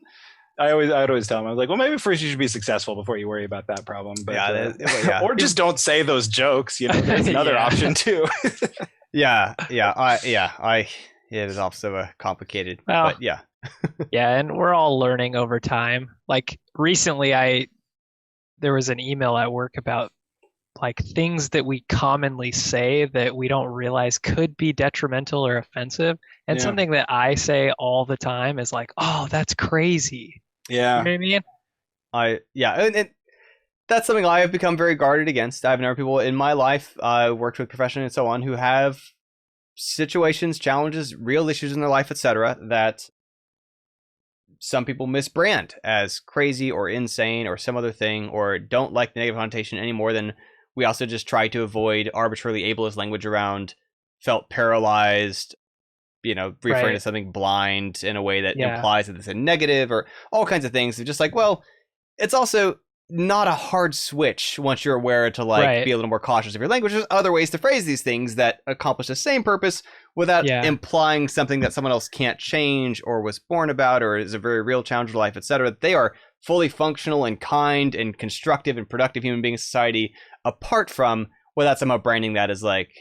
And I feel this too for it's like the lots of old franchises have this way of taking something that was okay at the time and kind of hand waving way of like, but the franchise has always done this. So it's a bit like the saving the princess trope that we all know is kind of problematic, but like Mario's been doing it since 1980 from Japan, where the culture is kind of a little different about gender and some other things anyway. In a way that is like, well, when they do it again, it's like, but that's Mario, which doesn't really make it okay. We see the same thing that happen in speaking of like the word crazy or something, where something Batman has been always horrific about is literally just equating that like psychoses, mental problems, PTSD are like that's what criminals come from. Those are the bad guys. That's Arkham Asylum. That's definitely the reason people do crimes and not for like societal issues or whatever. And like we'll see like in newer shows like Gotham or the movies or other stuff, they'll still just keep these tropes around like insanity equals a criminal, as opposed to that super messed up in a way of no matter how well the show produced the show might be, really kind of a problematic thing. And again, it kind of becomes a matter of like, I can appreciate it artistically and how they've assembled this. I would prefer to try to allocate my entertainment energies to finding something else that I don't feel this conflicted about a little archaic messaging in a destructive way to real people. That's what's really challenging too. It's like going back and, Supernatural just ended, and it was one show that I watched a lot when it was new. And I decided to go back and watch it. And I was like, man, that wasn't even that long ago. They ran 15 seasons. And some of these early seasons, there's a lot of problematic stuff. Oh, yeah. Where it's just like, I can't believe that was on TV. But and this is the measure of progress, right? This is the fact that we can, like, within our lifetime, look back at stuff and be like, that's not right. That show probably should not be put on TV anymore, is the sign of progress. That is the good thing. Yeah, there was something I was kind of... It was an interesting situation. So Nolan Bushnell was supposed to have got some Lifetime Achievement Award a few years ago for a guy who invented Atari, the company, and so on. And Chuck E. Cheese, to his credit, also Chuck E. Cheese. And they were like, well, hold up. In the 70s, there are photographs of him like in hot tubs with like women who worked for him and so on. And this is a case where like, super, don't do that today. Not how that works. And for decades hasn't been. And they would talk to like the women who were there and like, yeah, but it was the 70s and like, that didn't seem like a problem to us either in the 70s, but also, and like, but he was, and this is where I really appreciate that, like, his message about it was like, it basically amounted to some degree also kind of just a flex of like, I don't frankly need this award. I did pretty well in life. But it amounted to like, okay, by all means, like, please don't let the dialogue become this. I'm glad of the social progress. I'm glad that that's no longer okay. I'm glad we can look back at that and be like, that's not how a workplace should be and so on. Like super earnestly, I don't mean to have harmed anybody or caused offense or suggest this is the way things ought to be, yada, yada. And just that complicated challenge of the lifetime over which we're alive. The standards will move. And this is where, like, again, for good reasons, but it is also some of the challenges we'll run into of the things where the tweets they post that live online forever or are archived anywhere forever, etc. of stuff that at the time just seemed like a thing as much as the ending of some Jim Carrey movies in the 90s, which are now like you can't then valid, don't do that. That's both not funny, that's super screwed up. This is all kinds of not okay. That at the time, like, no one in my social group recognized the complications of the problems with for a variety of reasons. That doesn't make it okay, but I'm pretty sure we talked about Jim Carrey last time too. Probably. Yeah. I didn't get to that part of the recording, but it wouldn't surprise me. I was thinking, like, where did I hear this before? Yeah, we talked about Ace Ventura on the podcast one time, right? Yeah, not so good. Well, yeah. Yeah, it is wild how wild. Oh. Yeah. I was going to say crazy, but then I said wild and I corrected myself. I've been doing that too. Wild seems better to me. Yeah. Well, I said wild thinking that I didn't say wild.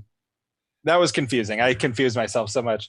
And yeah, and again, it is one of these of like there's some people like, oh, then I not supposed to talk to them. It's like it's not that much effort. It's it's a brief habit change. It's a bit of intermix in the middle, and then you just find a more interesting way to talk, right? You tell a more interesting, you find a more interesting joke to tell. A lot of the challenge of humor throughout history has been finding ways to say things that are clever and funny without distracting them by saying something that's completely inappropriate, off the wall, problematic. And that's what I always tell people. At work, this was a huge problem, and we had this huge diversity and equity and inclusion conference. They call it. It was this big month-long thing, and I really enjoyed going through it. But man, there were some people that were so resistant to the ideas, and I framed it the same way to some of my coworkers. It's like, look, it's just finding it's like a challenge. You're just finding a new way to present the same ideas, and you should be on board with that because you're good at these types of things. Like, it takes no effort except for thinking about your words just a little bit more, and once you change it out once or twice, it's going to become reflex. Like. And again, in that way of the habit thing, it's sort of like people like, oh, do you have to think all the time about what you eat as a vegan? I'm like, no, I kind of eat like the same 4 or 5 foods I figured out kind of work for me the same way you keep eating chicken tenders and burgers and like a few other things you figured out. Like, these are just the foods that I eat. I've just found a different set here that, scratches the nutritional needs or whatever. But yeah, it's a habit change. And it's also, it's the other challenge that comes overlaps this is again, it kind of goes back to our point of like, what about people who don't think about things the same way I do? We kind of joked about earlier, but there's this very real thing of people sometimes have a sense of the world looks to everybody the way it does to them. And it's the same also spawn point, frankly, of these things where it's like, well, giving advice because the only thing they've ever tried worked well, and the one thing they've ever done happened to take off like a rocket. And they're honestly reflecting on, this is what I did. Well, it worked for you. I don't know. I'm not saying, here's what I did. And then people put microphones in their face because they want to know, how did you do that thing?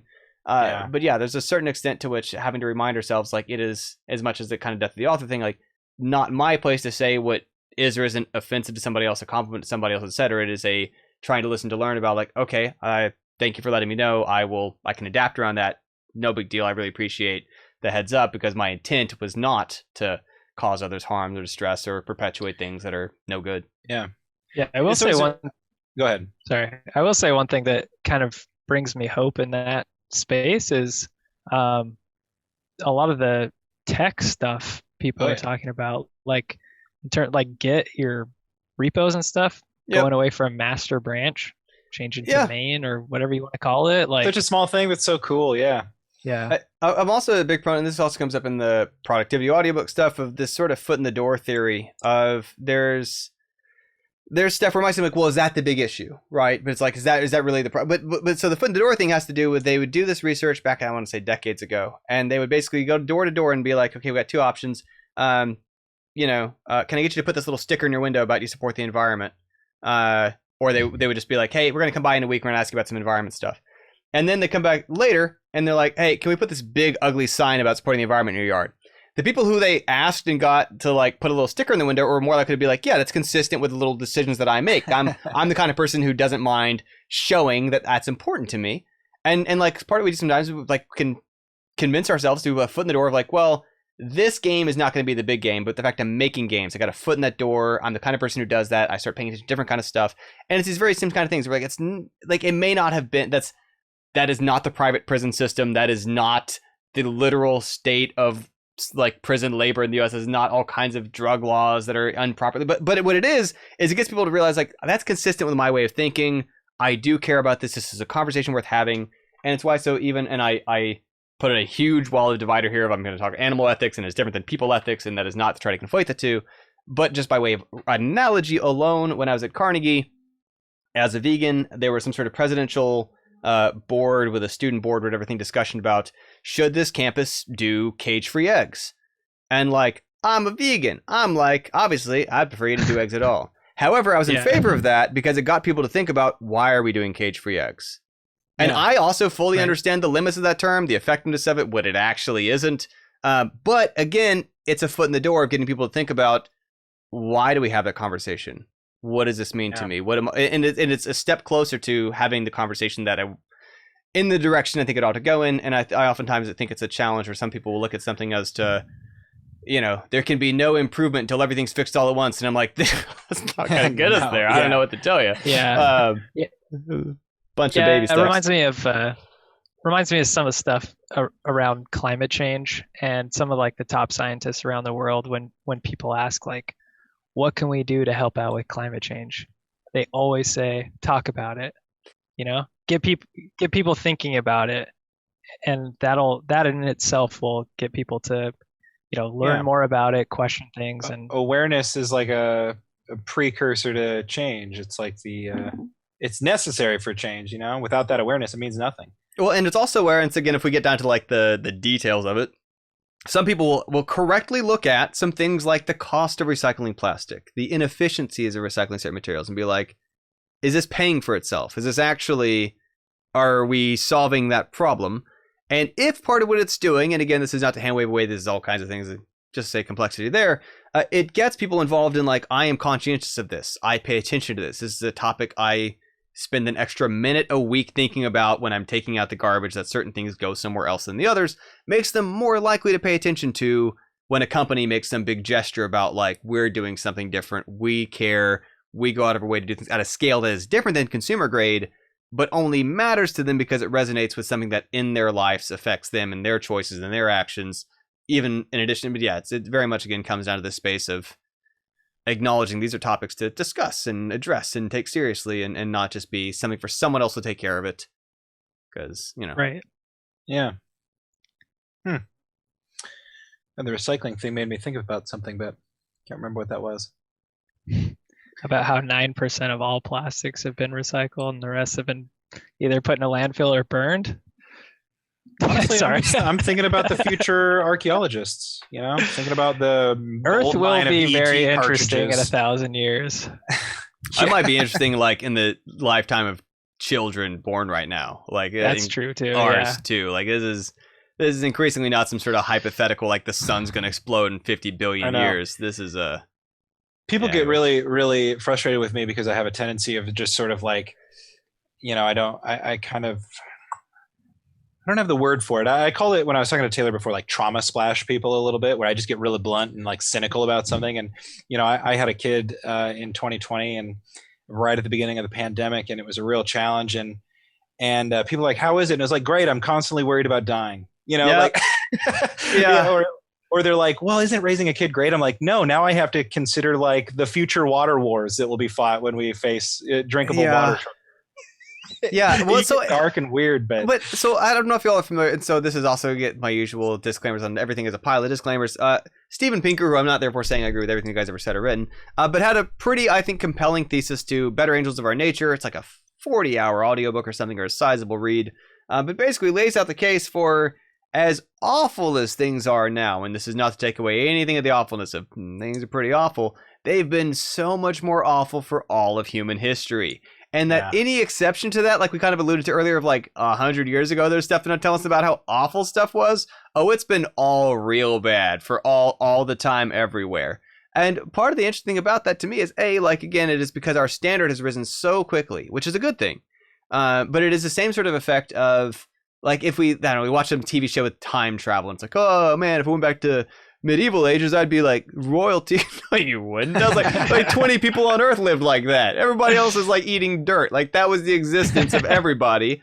And how good it is that we increasingly are asking these questions about, like, well, no, hold on, why aren't those people having a better quality of living in a way that for most of human history was not even asked. It was just like, this is the way it ought to be. We live in the castle, and they all just sort of die when they're 30.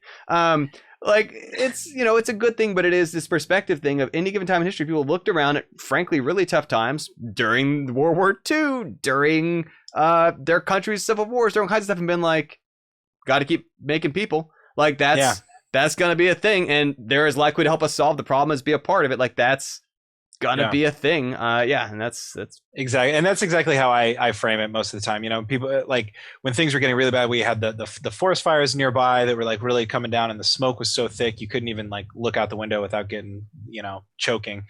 It was like people would always be like, man, I bet that it's like, no matter what happens, like we're gonna be fine. If I have to like leave my house behind and it burns down, like we're gonna get in the car and like we're gonna have some level, like there's food no matter where we drive to, at least at the moment. There's water wherever we go to. There's, there's medicine. There's some sort of house or shelter or something we can get into. And I know that's not the case for everybody, but here in the United States and North America,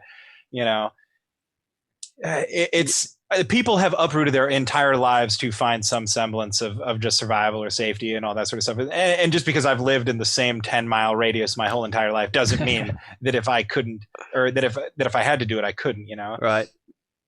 People in my family, I'm the culmination of 1,000 ancestors, and they all survived and did something. So why can't I guess, Yeah. So, but like you said, hopefully they're just as likely to be the solution to the problem as part of it. And I think it's a really charming and important way to look at it because we are making progress.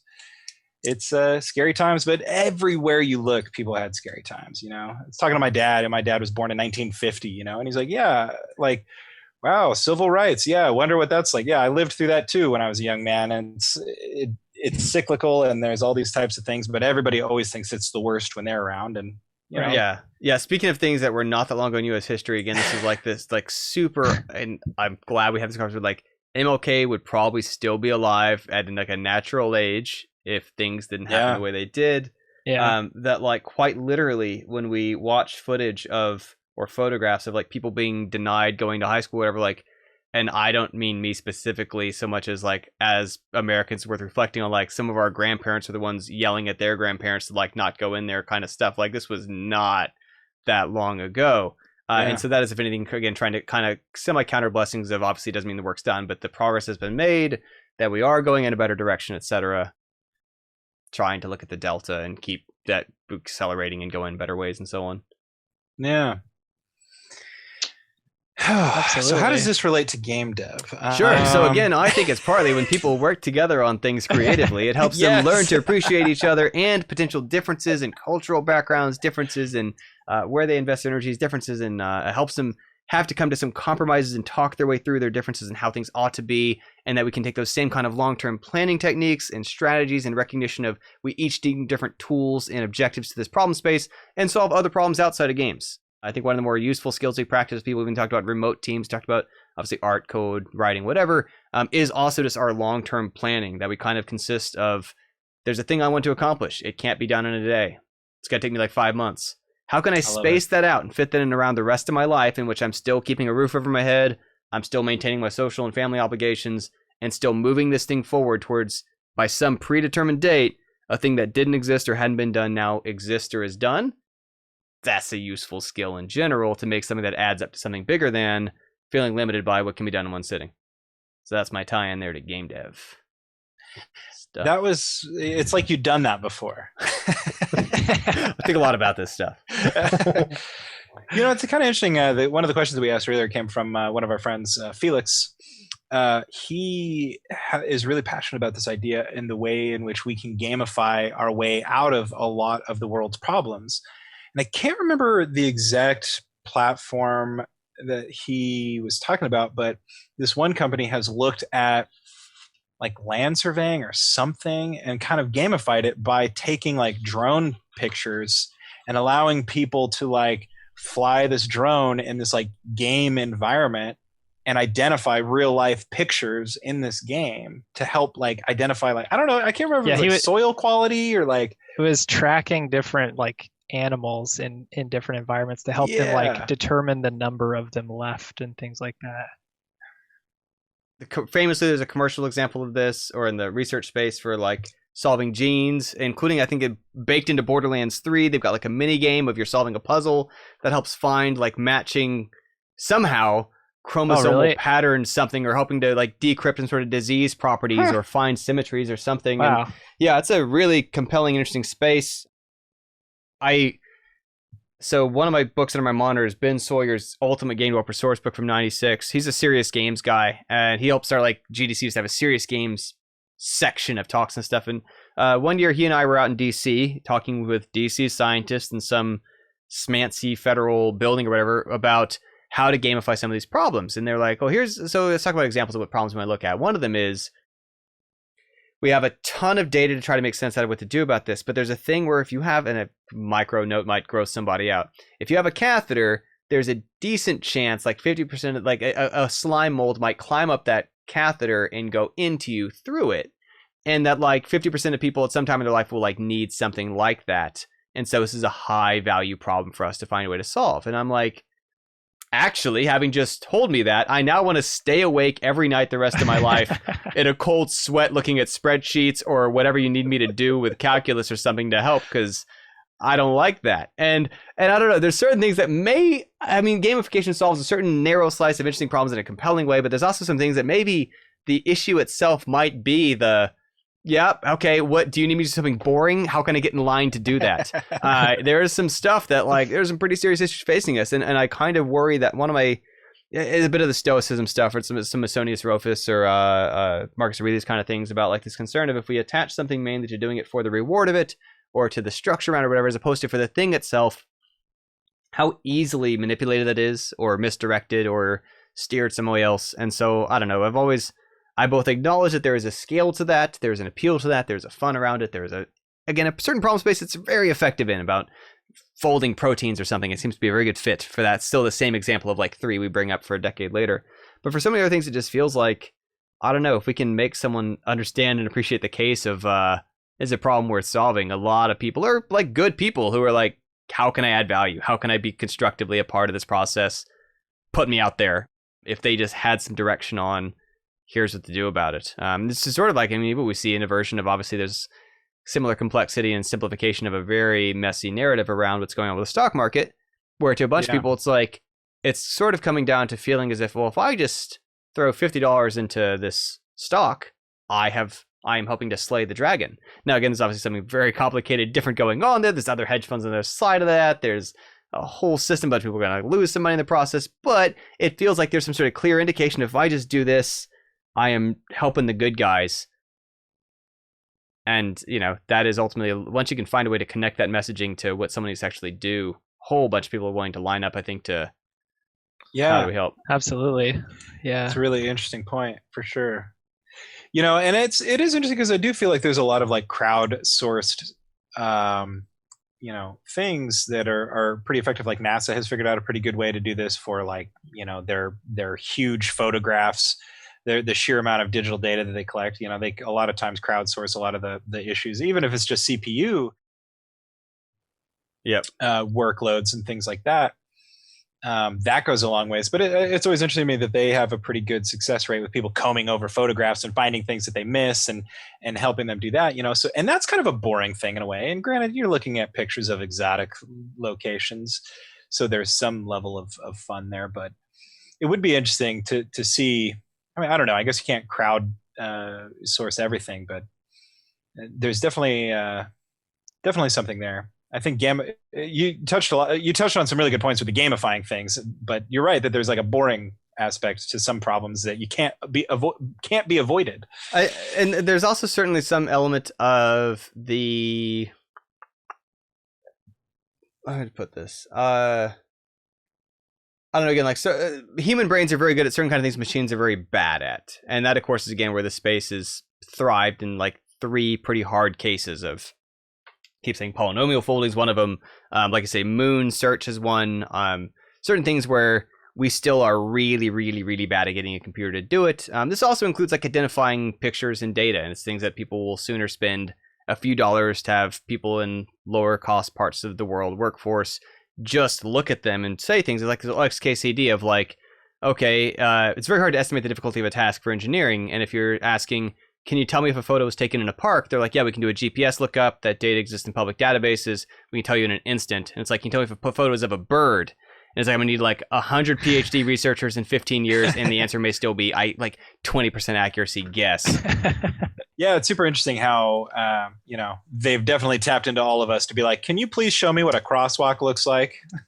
Can you show me what a streetlight looks like? Can you show me the ones with all the baby carriages? and sometimes that stuff might be, not that I know anything about it, but it does seem like a decent amount of that research surely is finding its way to trying to prevent an autonomous car from going through a crosswalk over a baby carriage. In which case, good. Can I just sit here and solve more captures for y'all? Because I want to prevent that.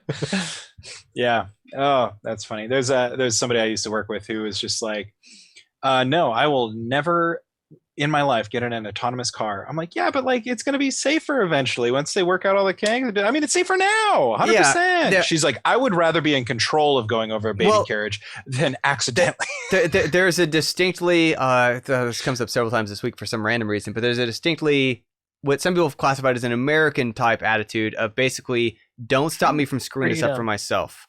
Let me do this. I would rather fail my way to end. This applies to business, applies to art, applies to so many things. Whereas education, health, you name it. Some other parts of the world might be like, no, actually, I would rather you not let me just step off the edge of the cliff. Whereas here we're like, if I choose to step off the cliff, it's important no one gets in my way. But there is this thing for like the autonomous learning of the cars, and there's certainly this, I think, overlooked distinction, and obviously imperfections and yada yada. But like I say, already maybe safer of.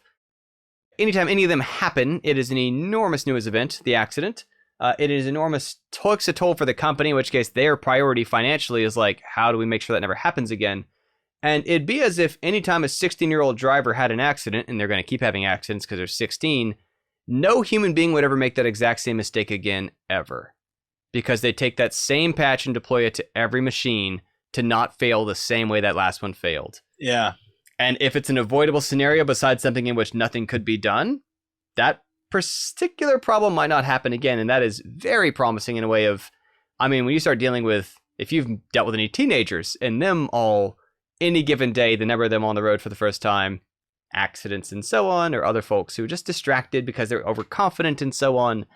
Yeah, I increasingly, I think, like I say, it's going to be safer if it's not already. Yeah, I agree with that.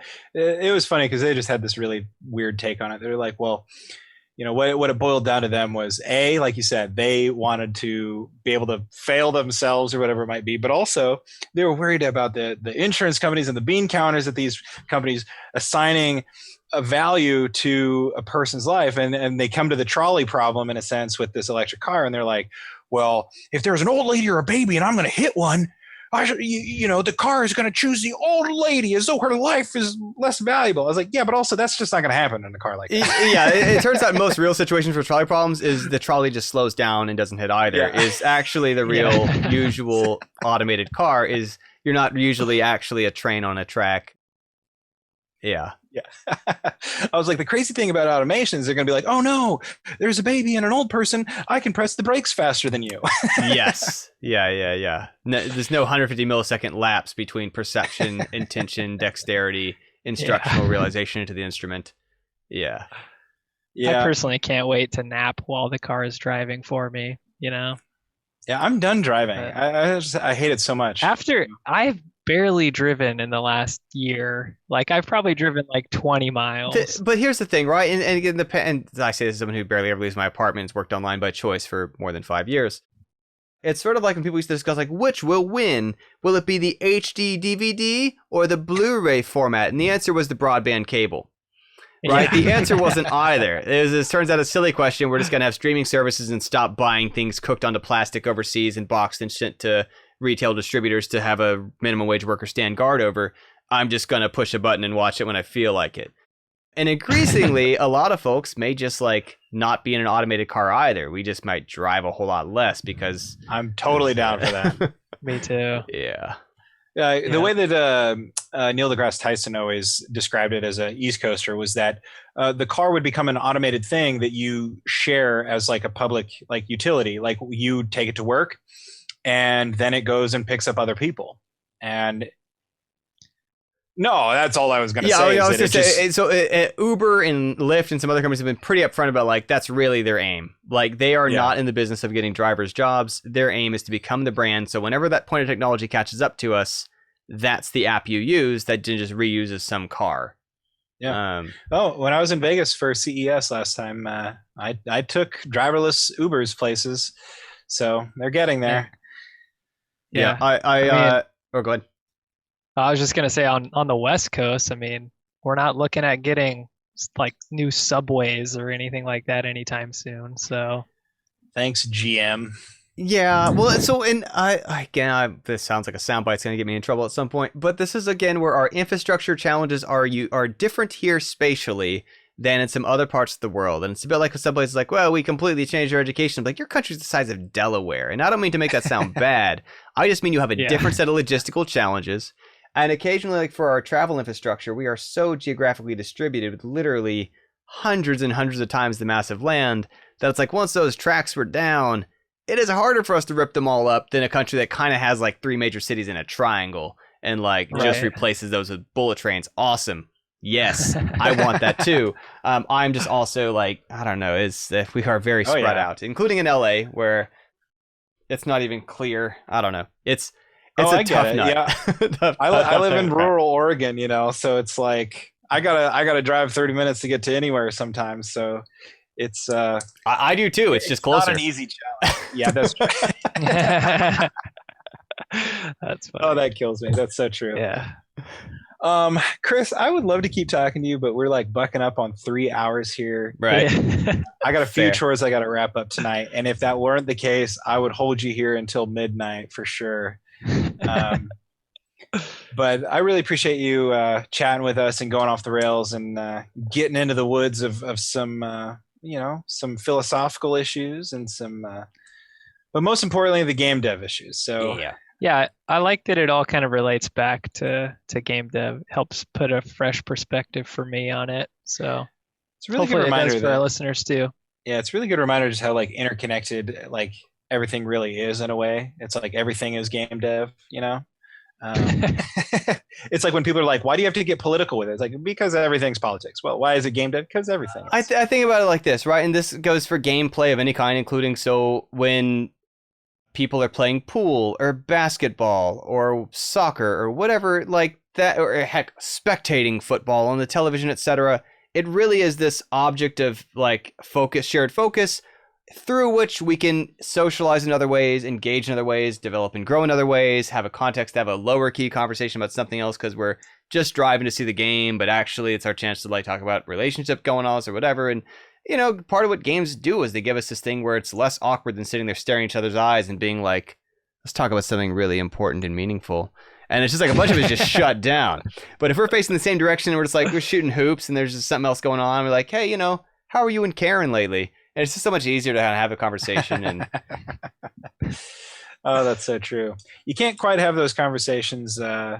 Sometimes I'm thinking, for some reason, my mind instantly went to Dota 2. I was like, dude, I tried to talk to somebody about somebody's girlfriend. They'd be like, bro, get your mind back to your lane. Get your last hits. I just watched you miss 3 last hits there while you asked about which maybe, but this is also, it's the classic thing of I think 2 years ago, whatever. I also used like the bowling team example of like they don't spend all their time bowling. Those same human beings also are like more likely to catch a movie together, or chat about something else, or trade notes, or message each other about something else because they've already got that momentum of conversation around.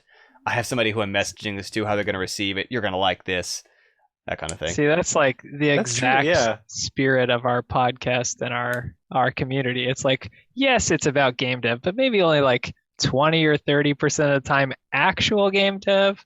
The rest, I don't know. It's something to do.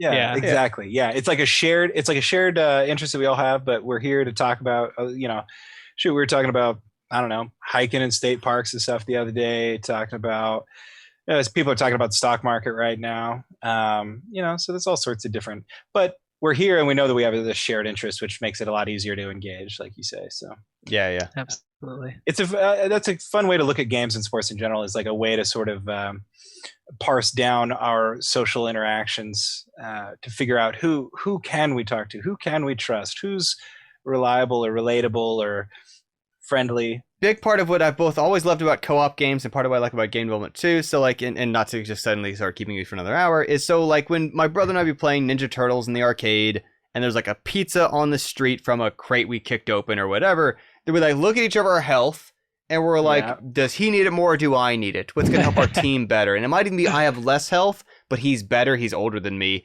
at this game. So as a team, we're going to see the next boss, but we won't if I get the pizza. And we're navigating this like joint decision together to solve something. And like, that's a nice, and again, like for athletes, that was always their life of like playing basketball and football and soccer, whatever. Yeah. Now for a bigger audience, people who may not be their jam, they can do this stuff in game space. And obviously in development, the same thing happens all the time of like, okay, well, I could solve this problem in a certain way. This person might have a different approach to it. They might be faster at it, might be at their trade-offs. Which of us should take care of this bug? If you do it from the art side, there's going to be certain trade-offs versus I do it from the engineering side. And I like that context in which it gets us to kind of, like you say, look out for each other, have each other's backs on stuff, complete each other's stuff, encourage each other, pay attention to what each other are doing. It's good. Yeah, it's pretty great. I mean, and that's just like games have such great value, and I wish that, like, you know, obviously they caught on and they did really well, but it's like I wish that they didn't require so much defense sometimes. You know, that's one thing in my family all the time that comes up, and they're like, well, you know, somebody will say something, but then they're like, well, why is your vocabulary that way? It's like, because of video games. Yep. Well, how did you do that? Because of video games. Yeah. There's so many things, and it even begins from one of the challenges of when there are groups that games are disproportionately made for or something of to get this head start on. Yeah. Well, that was the kid out of the family who got used to unplugging and replugging in the equipment just because of the game console to the television, and increasingly is the one the family goes to for like, hey, my email's having a problem, how do I do that? Or they had to configure and install their files or customize their setup or optimize the graphics card, whatever, and suddenly they've got the extra confidence to, well, if I don't notice, I can figure it out because I've got more of a head start than somebody else in my family, and what a space that creates for us to then just take for granted, like, need to fix an arcade cabinet. I can probably figure that out. Yeah. I remember being 6 years old and plugging into my Sega Genesis, and my mom was like, I don't know how to do it. I just don't. Call your brother. And I called my brother, and he goes, dude, the plugs only go one way. Yep. And I was like, oh. Well, yeah, it's kind of like, you just figure it out. And then from there on, anytime I do anything, the plugs go one way. Yeah, there's it'd be like the blue circle goes in the blue hole, and like the big one goes in the big hole, and like even if like put it as building a computer, which obviously is a little bit overstated, but it's like, well, the card that fits in that slot that goes in that slot, and if there's a thing to clamp it in, you clamp it in. Yeah, I remember the first time I put a computer together, I thought about that Sega Genesis. Yeah, it's like you're figuring out which cores go where, plugging in on what on the motherboard, and it's like it kind of goes one place, and if it doesn't, you'll figure it out, or you'll blow something up maybe. But some of it's probably misplaced confidence. Like I could totally ruin thousands of dollars of hardware if I don't know what I'm doing because wrong power supply or something. Which is where the internet's gone a better resource. And this to go back to Taylor being vegan. When people starting out being vegan, like in the 70s or 80s, you basically had to know a person or like do it wrong and die of like how to make sure you're getting certain nutrients, how to prepare certain kinds of foods. Now, anybody who wants to find out that information can pretty easily just find some reasonably authoritative, reasonably cross-checked, triangulate, here's some stuff I should know if they feel like the same day. Same thing's true for when I got into pinball repair or assembling computers or otherwise. You're going to find plenty of guides, people who are grateful and happy to share. Here's some things I've learned. Here's some YouTube videos. Same day, fix your sink, that kind of stuff. Yeah. I went through this challenge to figure out veganism, and I don't want you to go through that challenge. So here's my knowledge. Yeah, it helps you feel useful to have learned it. Yeah. I mean, as a testament, I wouldn't be a software developer if I didn't enjoy video games as a kid, you know? Yeah. And even since we started the podcast, I got a job as a software developer. So if nothing else, like... Yeah, and that's also where I think that a major strategic move Microsoft did in going into game consoles, first and foremost. So Microsoft used to be a pretty just weak, unimpressive brand. It was kind of like IBM of like, it's a cold software company. When they became the Halo company, I can assure you my entire generation of computer science grads thought very differently about Microsoft and about the possibility of getting a job over at Microsoft, even if it wasn't the game studio portion of things, because of how cool Xbox was, even if Xbox One lost the company money. And was at best a longer-term investment in future of hardware, etc. Also, helped their brand of a whole generation looking at them as cooler and hipper and that kind of thing because, Xbox was sweet. Heck yeah, it was. And so was Halo. Yeah. Alrighty, Chris. Probably a good note to end on. Xbox is sweet. Yep. Yeah. Xbox is sweet. Xbox is sweet. Well, Chris, for our listeners, do you want to shout out some of the places they can find you, where they can sign up for your newsletter you mentioned earlier? Sure, yeah. Like so a couple things. I'm not going to shout out my Twitter because it's kind of a trash fire. But what I will say is that the best place to find out my main work that I do is HomeTeamGameDev.com. It's like it sounds, home team, like home team and it's sport. Game dev, like game developer. HomeTeamGameDev.com. Find out more about our team approach, where we help people learn to make games with teams so they can get more done with time that they have. Got support services, introductory materials, all kinds of stuff like that. For the free newsletter, that's GameDevTraining.com. And that's something that's actually set up in a way that you won't have missed anything. Once you join, you get basically what was email 1.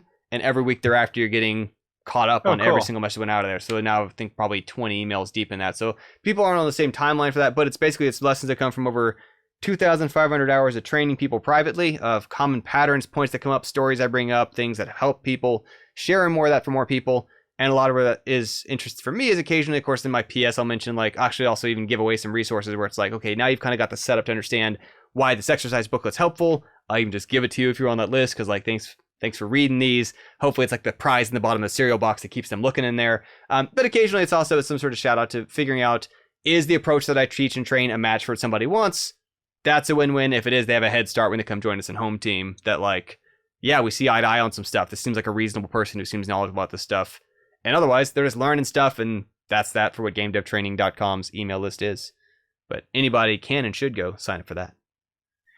That sounds really great. And like we said earlier, it's a little too late for you guys to get on the ground floor of this new Home Team. Go ahead. No. I didn't mean to ring a bell. I was checking if I had any water left in my bugs, and I accidentally hold up, sir. But no, so I basically want to clarify that. So I was it's probably too late to apply to Lighthouse as a founding member. But what happens now is we have 3 different communities. Apollo is the original. Outpost is the second. It's been around for a year and a quarter. Apollo's been around for 5 years. And Lighthouse literally started January 2021, so very recently. But now anybody can apply to all 3 of the groups. At most, there's probably a 1-month wait at our current capacity. That might change depending on how many people apply. But part of what we do is we go through the application data, help match you to which community out of the ones you suggest might be a fit for, which is the best fit for you. And this is part of how we're trying to make it work for more people, is realizing, okay, well, somebody really wants to do puzzle, RPG, strategy, action, bigger projects, smaller projects, more collaborators, fewer collaborators, whatever. Increasingly, we've got, okay, we can kind of match you to, you're a better fitter here, a better fitter over there. But that bit of the process has added some time to our application timeline. But like I say, this was the founding month for Lighthouse, so we had none in there 2 weeks ago. Now we've got maybe 20, 25.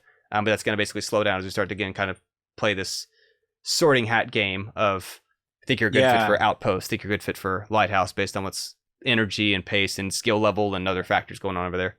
There's all of to our Twitter, which we use anymore, to our Discord channel, to our humble affiliate link, which helps keep the lights on around here. We really appreciate anything that you do over there, but no pressure. You can put it all to charity if you want. I'm pretty sure you can use this. That's kind of cool.